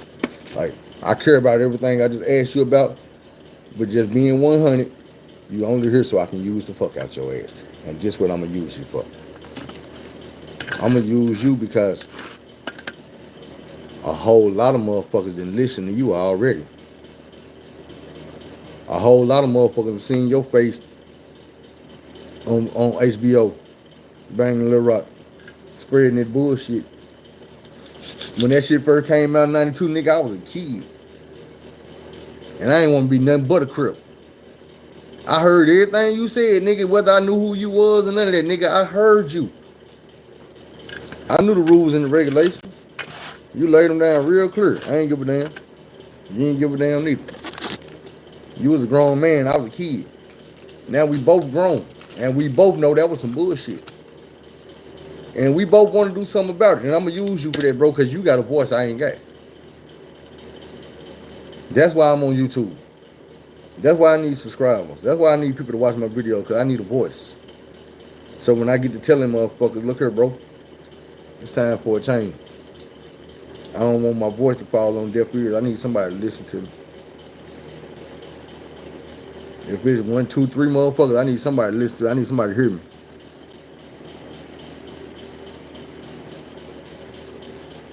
The games in Lil Rock, man, is shit different. Shit different, bro. When we was kids, it was damn near like it was banging over color, like how everybody used to think it was. Nigga, if you was a Crip and you knew the blood was your enemies. If you was a vice lord, you knew the folks was your enemies. You know what I'm saying? I ain't like that no more. You a Crip, nigga, it might 9 times out of 10 probably gonna be a Crip blow your brains out. You a blood, same thing. Vice lord folks, same thing. You know what I'm saying? I remember at one point, down here in Little Rock, while I was locked up, it was well known throughout the prison system that there was a war in Little Rock between the OGs and the BGs. All Crips. Same hood. To the point where Niggas separated themselves and started calling themselves OGC. You know what I'm saying? They went from their hood like, nigga, y'all young nigga can have that shit, nigga. We OGC over here. We OGs, nigga. We not fucking with you young niggas. The bullshit y'all got going on. And that was wrong. Left them niggas out there to drown. And now they getting it the best way they know how. Which is even worse than what we knew. They know even less now. And there's more shit to deal with. But the thing about it is, these days, you don't have to be a stand-up nigga to get money. You don't have to be a real nigga to get money. You don't have to live their life to get their money. You know what I'm saying? You got niggas out here got respect because they know how to scam. And they can pull up, you know what I'm saying, with their bread. And they can pull up with their shit on, you know what I'm saying? And now the streets respect them, but they ain't got nothing to be respected about them. You know what I'm saying? They're not gonna hold nothing down. They're not, when shit go, it's not gonna blow. None of that. You just got a little money. You look good. But people respect you. They follow you. They listen to you. And you can't teach them shit. You know what I'm saying? When you got youngsters leading the hood, it's the blind leading the blind. But when you got grown dummies leading the hood, it's the blind leading the blind. So my thing is, man, we got to assemble the motherfuckers that can think and start back thinking like our generation don't have a motherfucking Malcolm X. We don't have a motherfucking Martin Luther King. Those were our leaders. We don't have a leader. Like, who leads the black people? Not even Barack Obama. You see what I'm saying?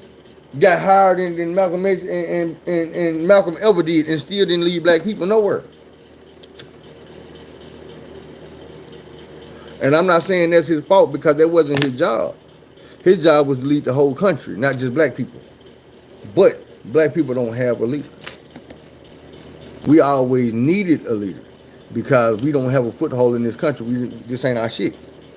I mean, it's ours, but it ain't ours. You know what I mean? Like, we paying rent in this motherfucker. We paying rent to a janky landlord. So, shit, you know. One day, motherfuckers come together and figure it out. But nah. I think that's a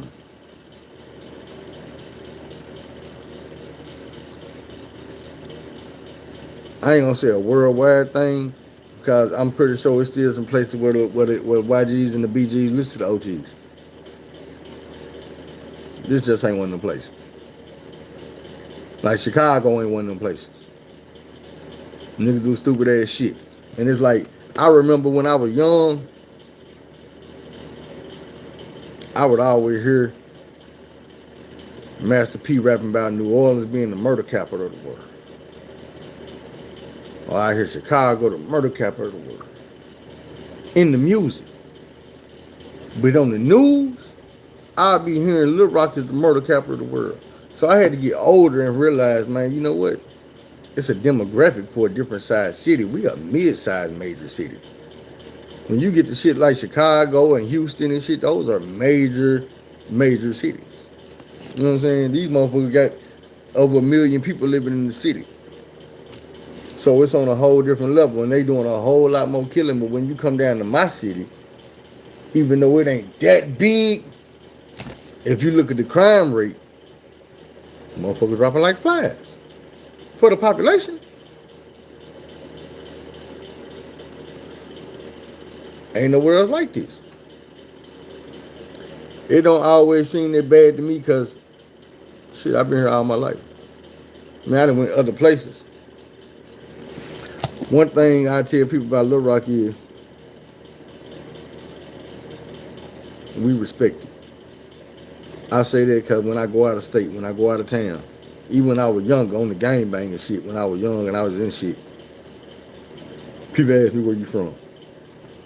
Man, from Arkansas. Where you from, man? From North Little Rock. Oh, shit, Little Rock, yeah. I think we fuck with Little Rock, niggas up there cool as hell. And I'm like, yeah, but they used to always trip, like, on the gangbanger tip. Motherfuckers told me one time, man, Nigga, I heard when you go to Little Rock, as soon as you get out the airport, they doing drive-by. As soon as you got the airplane, nigga, they be doing drive-bys at the airport. Nigga, hell no. Man, you like by the governor mansion or something, yeah.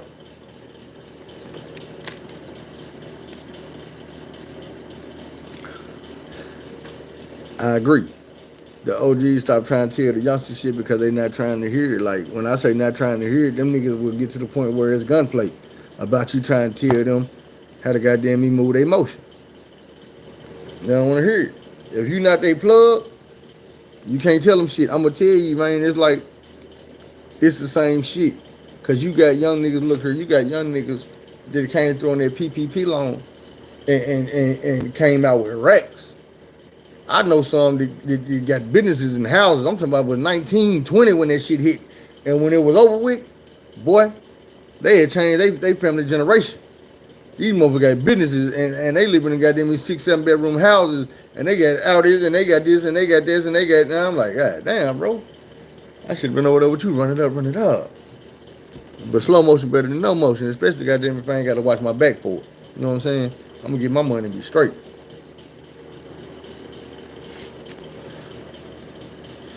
But nah, man, a lot of these youngsters these days, they not trying to hear that shit. And they not trying to, it's just like, I'm going to say with us, in the hood, it was different. We had niggas that we listened to and we looked up to, and then we had niggas that we didn't listen to. Like, I grew up in the 80s, so it was a crack era. You got a lot of adults that was on crack. Their priorities was fucked up, and we grew up not respecting them. You know what I'm saying? It's fucked up that a young generation grow up looking at older people and not respecting them. But you also come to the hard reality that respect got to be earned. So it's like, yo, if I go to my homeboy mama house and I get over there and he over here cooking dinner, he putting the kids to bed, he giving them baths and shit, helping them with their homework, his mama in the back room smoking crack, I'm not gonna respect her. You know what I'm saying? When I come in the house, I'm not gonna go back there and be like, hey, Miss Johnson, how you doing? But it's some that when I go to their house, I'm not gonna walk in there without doing it. I know how she go. Made a plate, down the street. Grandma hit the motherfucker, leaned out that bitch, grabbed that rail, pow! One to the ass cheek. Why? Because you disrespect this house, walked in this motherfucker, made yourself a plate, walked out my house and didn't even speak to me. I bet your ass remember that. Won't do that again.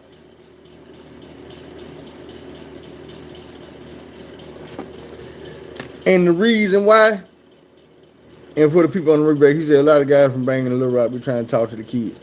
I feel like the reason why, bro, is because they see their ignorance on TV years later. And see, my thing is, when I watched Banging and Little Rock the first time, boy, I was hyped. Nigga, for a kid to see that nigga, that's my city. We getting respect. We getting on the map. Y'all got to realize, nigga, gang banging put Little Rock on the map. In Little Rock, Arkansas, they banging. I mean, they bout it. Hey, come on now. And to bang Little Rock, we wasn't hearing, Little Rock wasn't coming up in no damn rap songs. Master P and them wasn't mentioning us.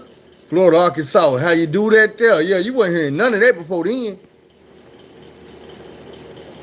So, when that shit happened, man, that shit had us hype. But how you gonna get hype about that if you ain't part of that? So yeah, every goddamn me body in the city of Little Rock was choosing and goddamn me getting part of their game. That's just how I remember it. As a kid, I remember wanting to be part of the game as a child. I didn't wait until I got goddamn me 14 and 15 and 16 and they started recruiting me. I got put on the set because I was hanging around the set every day, all day. I had an option to leave. I was leaving. It was a whole nother side of town I was on where niggas was crips and folks and shit. And I go over there and get the banging with them niggas. I'm getting into it with niggas for being a crip and I ain't even a crip. But I'm representing, I'm hitting these niggas up, and if you say something, bitch, we gonna box. We wasn't shooting right then.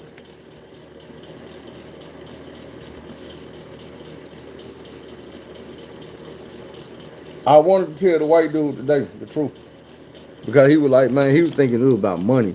He was like, man, dudes gang banging. They think, you know what I'm saying, I'll go over here and I'll rob this person. I'll get about $500 and I'll go over here and I'll sit. And I'm like, man, no, that ain't gang banging. That ain't nothing to do with gang banging, bro. Everybody that's gang ain't selling drugs, robbing motherfuckers, and killing and doing all that shit.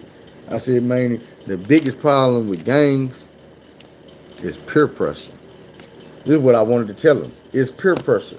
It's the fact that nobody is out here recruiting grown-ass men to be a Crip.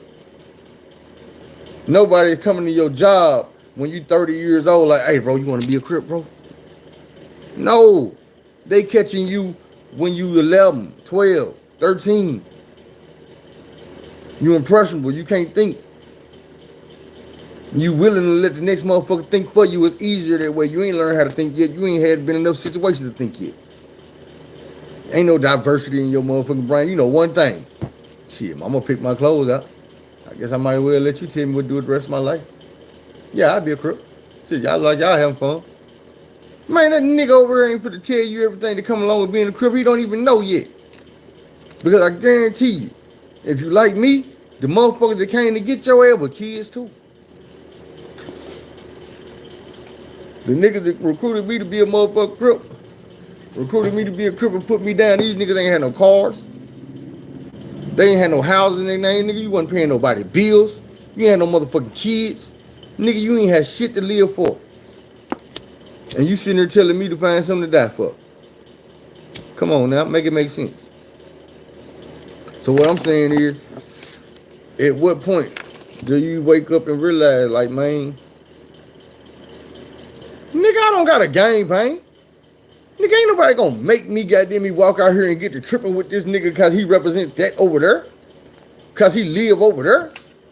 Nigga, what if I want to go over there and get a job? Nigga, what if that fine ass broad I met at the club live over there? Now I can't fuck with her. Because when I was 11 years old, a nigga tricked me into being a Crip. Man, that might be the motherfucking plug right over there, and I can't go over there because goddamn it, that's the blood gas station. But that's the nigga that can put me on. That's the nigga that can give me a job. Man, come on now. I told y'all about that tree and had that gang bang that shit. It cut all your branches out, bro. Before you know it, you be on that one branch. You know where that motherfucker go. Straight to heaven, maybe to hell. Just go it up. In heaven or hell, you might get there from a cell. You never know. But I can guarantee you this. Everybody gonna die, but gang banging just gonna get you there a lot faster, a lot dumber.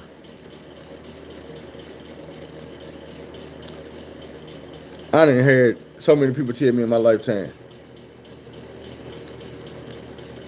Even recently.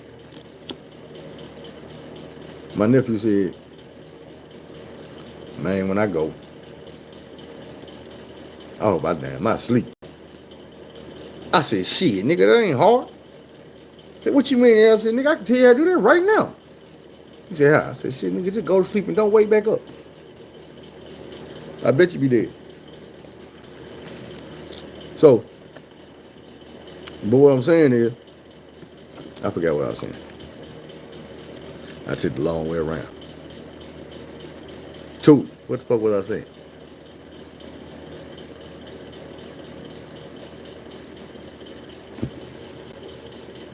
Tell, what was I saying? Well, I know people gonna be on the replay laughing in my head.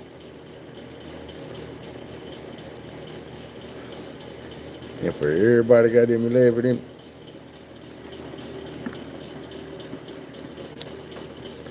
You asked me to do a lot of them. To the best of my knowledge, is just the one I'm going to be talking to. And this weekend, I'm gonna have to go back and watch Banging a Little Rock. I ain't even really. I watched part 2 like one time. Yeah, that's how it go. That's what I was talking about. Kids putting kids in games. Real talk. I mean, I'm just being real. That's being real, man. Like, one of the questions I want to ask him is, how did you end up in the game? At what age? Because I know he gonna tell me he was young. He was a teenager. He was at an impressionable age.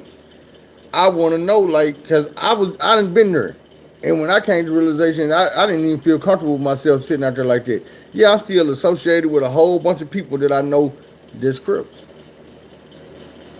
I don't associate myself with everybody that's a Crip. I heard Finesse 2 times say something so motherfucking profound last night. He said something to the effect of, I love Vice Lord. I represent the good and the teachings and shit that I learned from Vice Lord, but I don't represent all that bullshit that come with Vice Lord. And I understood exactly what he meant. Like, bro, I understand what you're saying. You one of them niggas that's straddling the fence because you don't want the Vice Lords to look at you like, oh, man, turn this back. Man, look, for any Crip watching this, if you feel like I turned my back on you, so damn. Did you turn your back on me? Like, if you still out here gang banging and encouraging kids to do stupid shit or shooting bullets in kids' direction, you can turn your back on me, bro, because I ain't with that shit. You know what I'm saying? If you is out here co-signing the demise my race, I'm not with that shit, bro. If you part of the reason why we being held back, I'm not with that shit. You know what I'm saying? I don't like the police.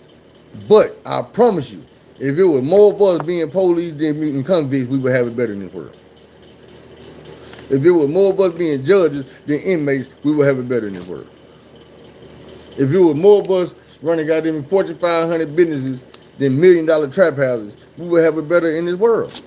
I'm trying to tell you. And I'm not saying the shit easy, because it ain't easy. Especially not if you'd have been like me and you were programmed for the bullshit. But a lot of us is programmed. And I'm trying to get you to understand, say, bro, you got to break them up. Change your damn self. You got to pick up your own nuts and be able to look at them Crips and be like, say, bro, I don't care. You got to be able to look at them bloods and be like, hey, I don't give a fuck, bro. I'm a grown ass man. So what I'm going to do with my life is I'm going to take care of my family.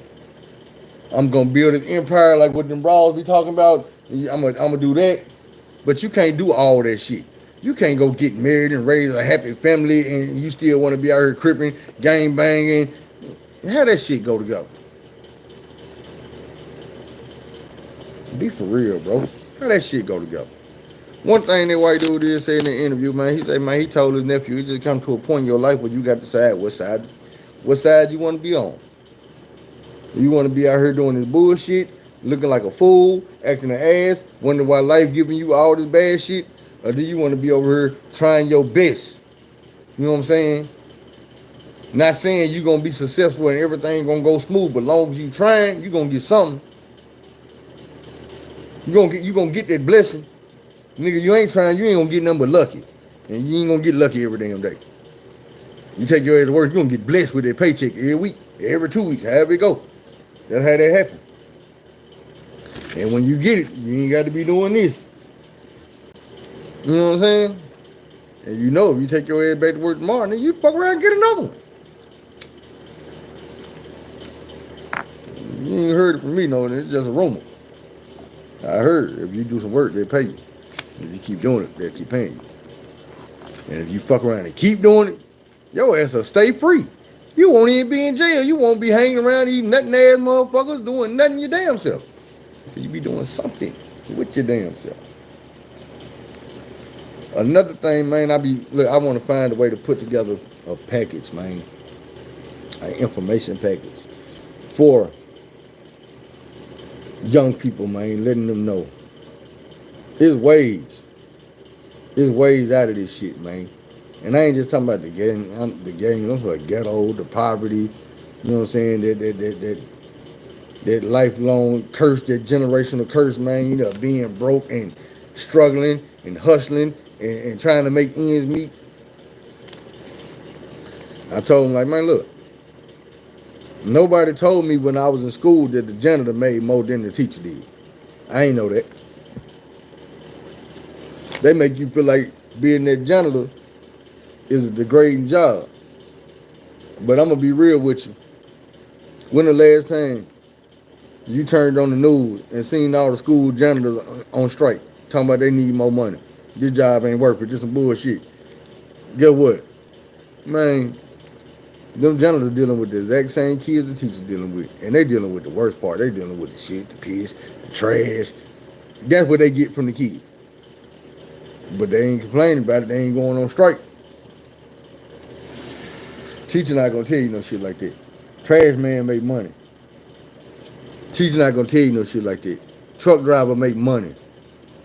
There's some truck driving where you start out 85, 95, $100,000 a year. GED. No college education. High school diploma. Right out the door. Get your license.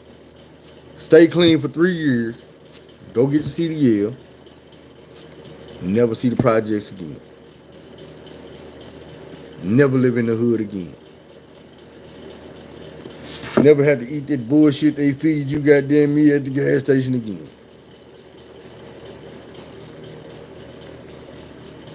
All I'm saying is, you gotta want it. And the shit ain't as hard as they make it seem. We just don't know.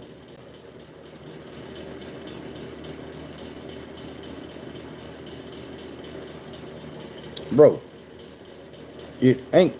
But at the same time, there's also the chickens coming home to roost. Like I said, when I was talking about Martin Luther King and the dream, when I was exposing that situation and telling people, like, you got to go and do your research. Don't let these folks tell you Martin Luther King came right back and told them, no, this ain't no dream, it's a nightmare. Yeah, this shit fucked up.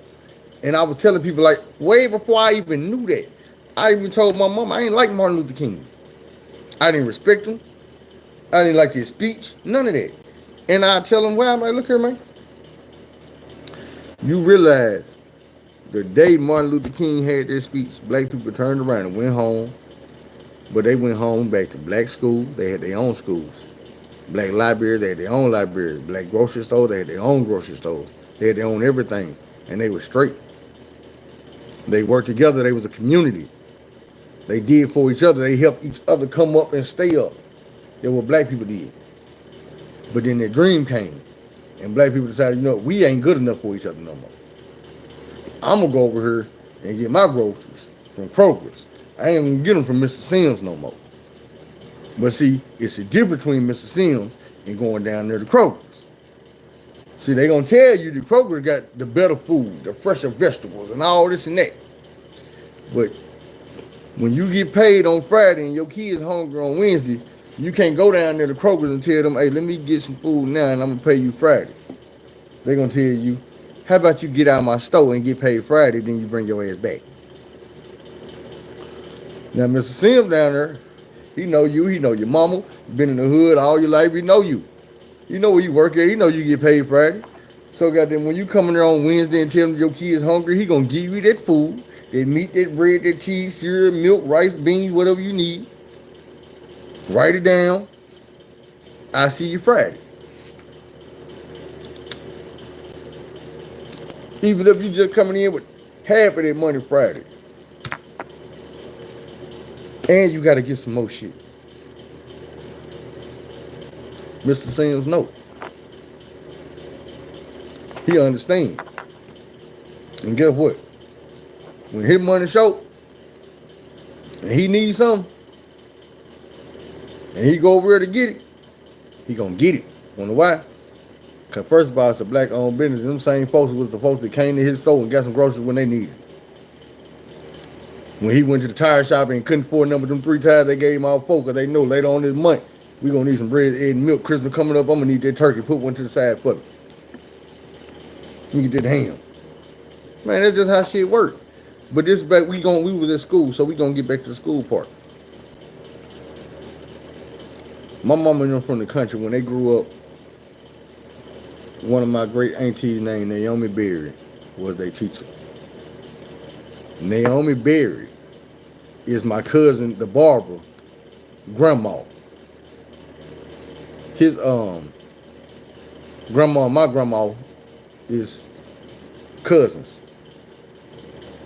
Like his grandma, my grandma, first cousins. That's how me and him is cousins. He know my grandma where she stayed and all that shit. But his grandma just happened to be a school teacher, and she taught from kindergarten to 12th grade. She taught everybody. So, thing is, when my mama and my aunties and uncles was going to school, the teacher knew them inside out. You ain't finna come in here and disrespect this teacher. You ain't finna come in here and be loud. You ain't finna come here and talk. You finna do your work. This your motherfucking auntie. Beat your ass in this goddamn classroom. Ain't got to though, and ain't gonna get that far. You gonna learn. She gonna love you. She gonna respect you. She gonna make sure you get what you need to get to go out there in that world. Ain't no coming to work and slacking, not being ready, not dealing with you, not these ain't my kids. Fuck this, they don't pay me enough. None of that. This woman really love these kids. She really give a damn. Now, somebody couple all say, hey, white school down the road got better books. You know what a lot of black people find out when they sent their kids to school? They do got better books. They not gonna give them to your kids. See, them teachers don't love your kids. They damn near hate your kids. They don't even want your kids in the classroom.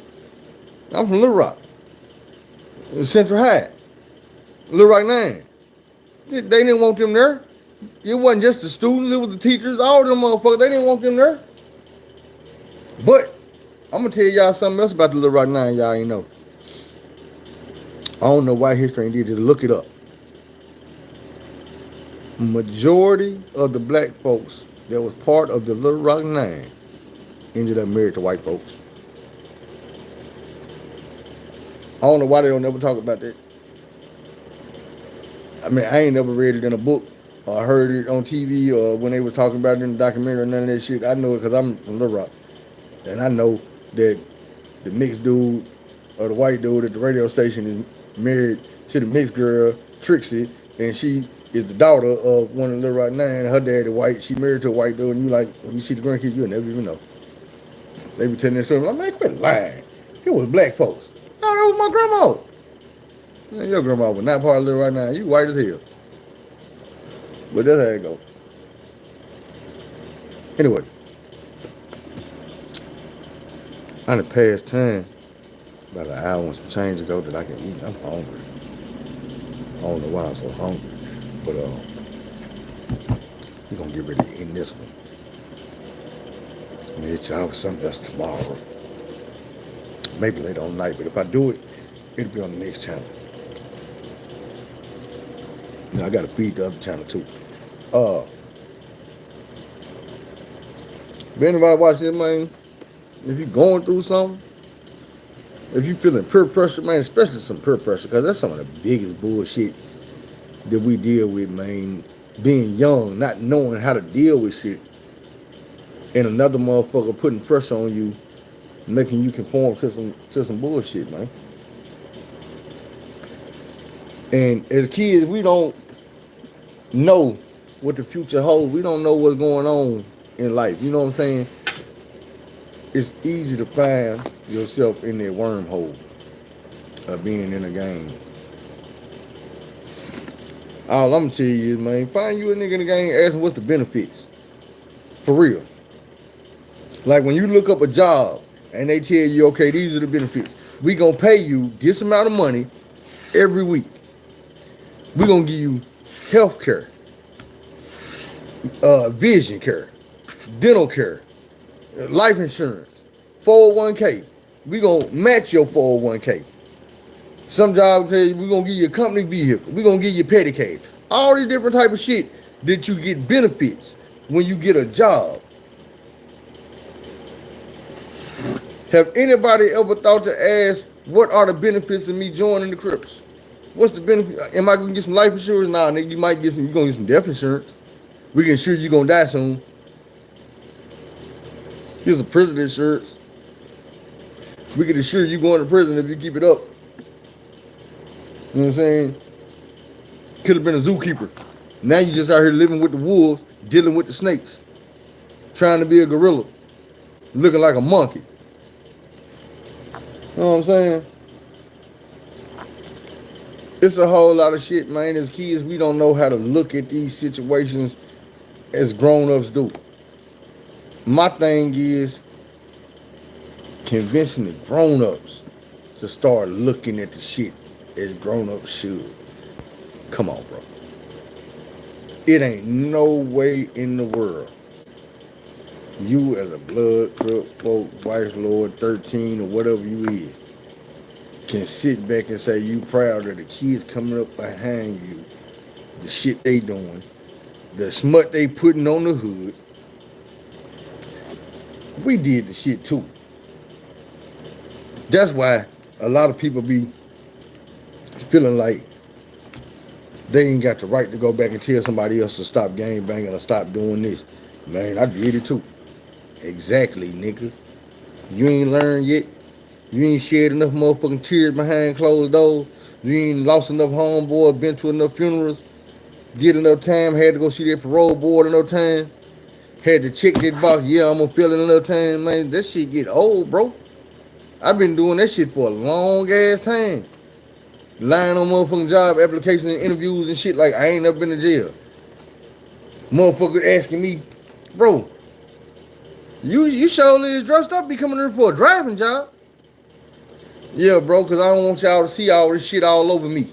If I come here with a short sleeve or something on and get to asking questions like, damn, bro, what's that? What that mean right there? Man, look, let me get the job before y'all get to doing all that judging. You know what I'm saying? Thing is, we made choices, we made decisions, man, and we got to make our bed and then lay in that motherfucker. You know what I'm saying? I told you, it's your pill bottle. Whatever you put in that motherfucker, that's what you deal with.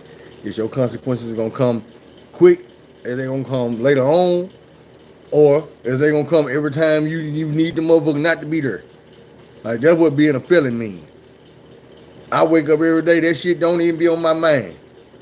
But when I go and I need not to be a felon, like when I need a job or something, that's when I'm like, oh shit, yeah, felon right there. You know what I'm saying? When I'm doing a credit application, shit, yeah, that's felony. Them charges. Luckily, I didn't get back. I didn't get to a point where mine's so old. A lot of times they won't even come up. Like, you got to do some real life digging to find my shit. So I'm gonna carry myself and present myself like an innocent civilian. It is what it is. You know what I'm saying? I ain't got to be out here every day, blew up from the shoe up. Hats cocked, flags hanging and shit, man. I'm 42 years old. Get out of here. I was doing that shit when I was 15 years old. Shit got to change. Thing is, man, I'm trying to bring out a change gonna uplift these people, man. Which people are people? And when I say our people, I ain't talking about black people. I'm talking about black people, white people, Chinese, Mexican. People that's in the struggle, man. People that's going through shit. People that's being oppressed. People that's being held down. People that's being misled.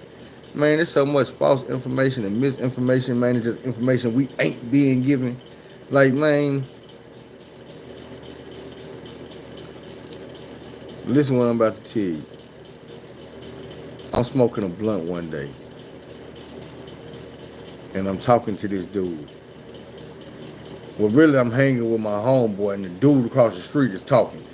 Dude across the street just happened to be one of the older niggas that was pressing my homeboy and them that day I was telling y'all about when we rolled up on them with the stinky finger situation.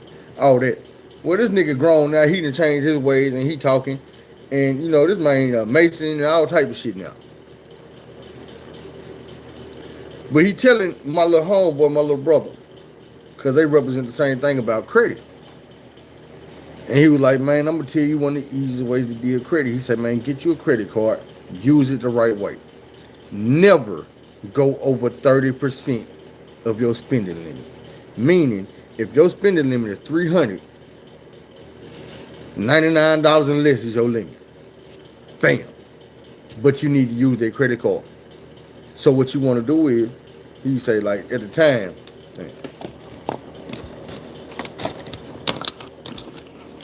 We're going to end this real in a second because it's phone about to die. I'm going to take this one down. Right here. He was saying, man, get you a credit card. Whatever the limit is, man, he say 30% of the limit. So if you got 300 limit, don't spend $100. Find you a bill or something cheap, like your cell phone bill. Back then, cell phone bill was $90 or $65 or whatever. We was like, man, pay your cell phone bill. Like straight talk, cell phone bill would probably be $55, $65. Pay that off your credit card every month. Pay your credit card bill back on time every month. He said, man, 3, 4, 5 months go by, they gonna send you an update letting you know that your credit score, well, not they ain't gonna tell you about your credit score. He said, but your credit limit gonna go up. He said, you might go from 300 to 500. He said, when that happens, your credit score done went up because they monitoring your credit heavily with your card. Get you another card. Pay you another bill. Pay them credit card bills on time. Don't use that credit card to be spending money. Use it for that one bill. Boom. He said, nigga, if you got to, automatic pay, cut the card up. Throw the card away. Now that she getting paid every month and you pay your credit card bill. Don't use the credit card to pay your credit card. Don't do that. Because they monitoring your shit. They know what you're doing. They can see that you ain't being slick. They look at you like, nigga think he's slick. Think he's slick. Credit score gonna go down. Anyway, man. Just that little thing right there, man, you'll be amazed. Because that credit score gonna jump again. 700, 750, 1,000. Your credit score gonna go up slowly but surely, man. You're building credit history. I started in prison, man. I bought the magazines. I told my mama order me a bunch of magazines. Don't pay for them yet. So she ordered the magazines and it said bill me later.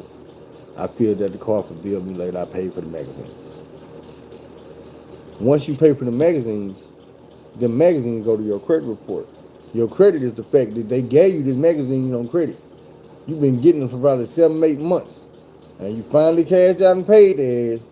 You didn't have to pay them folks. And I'm like, man, you know how many niggas in the penitentiary used to rent magazines from me. And I was like, bro, y'all can get these magazines for free. You can get them for free.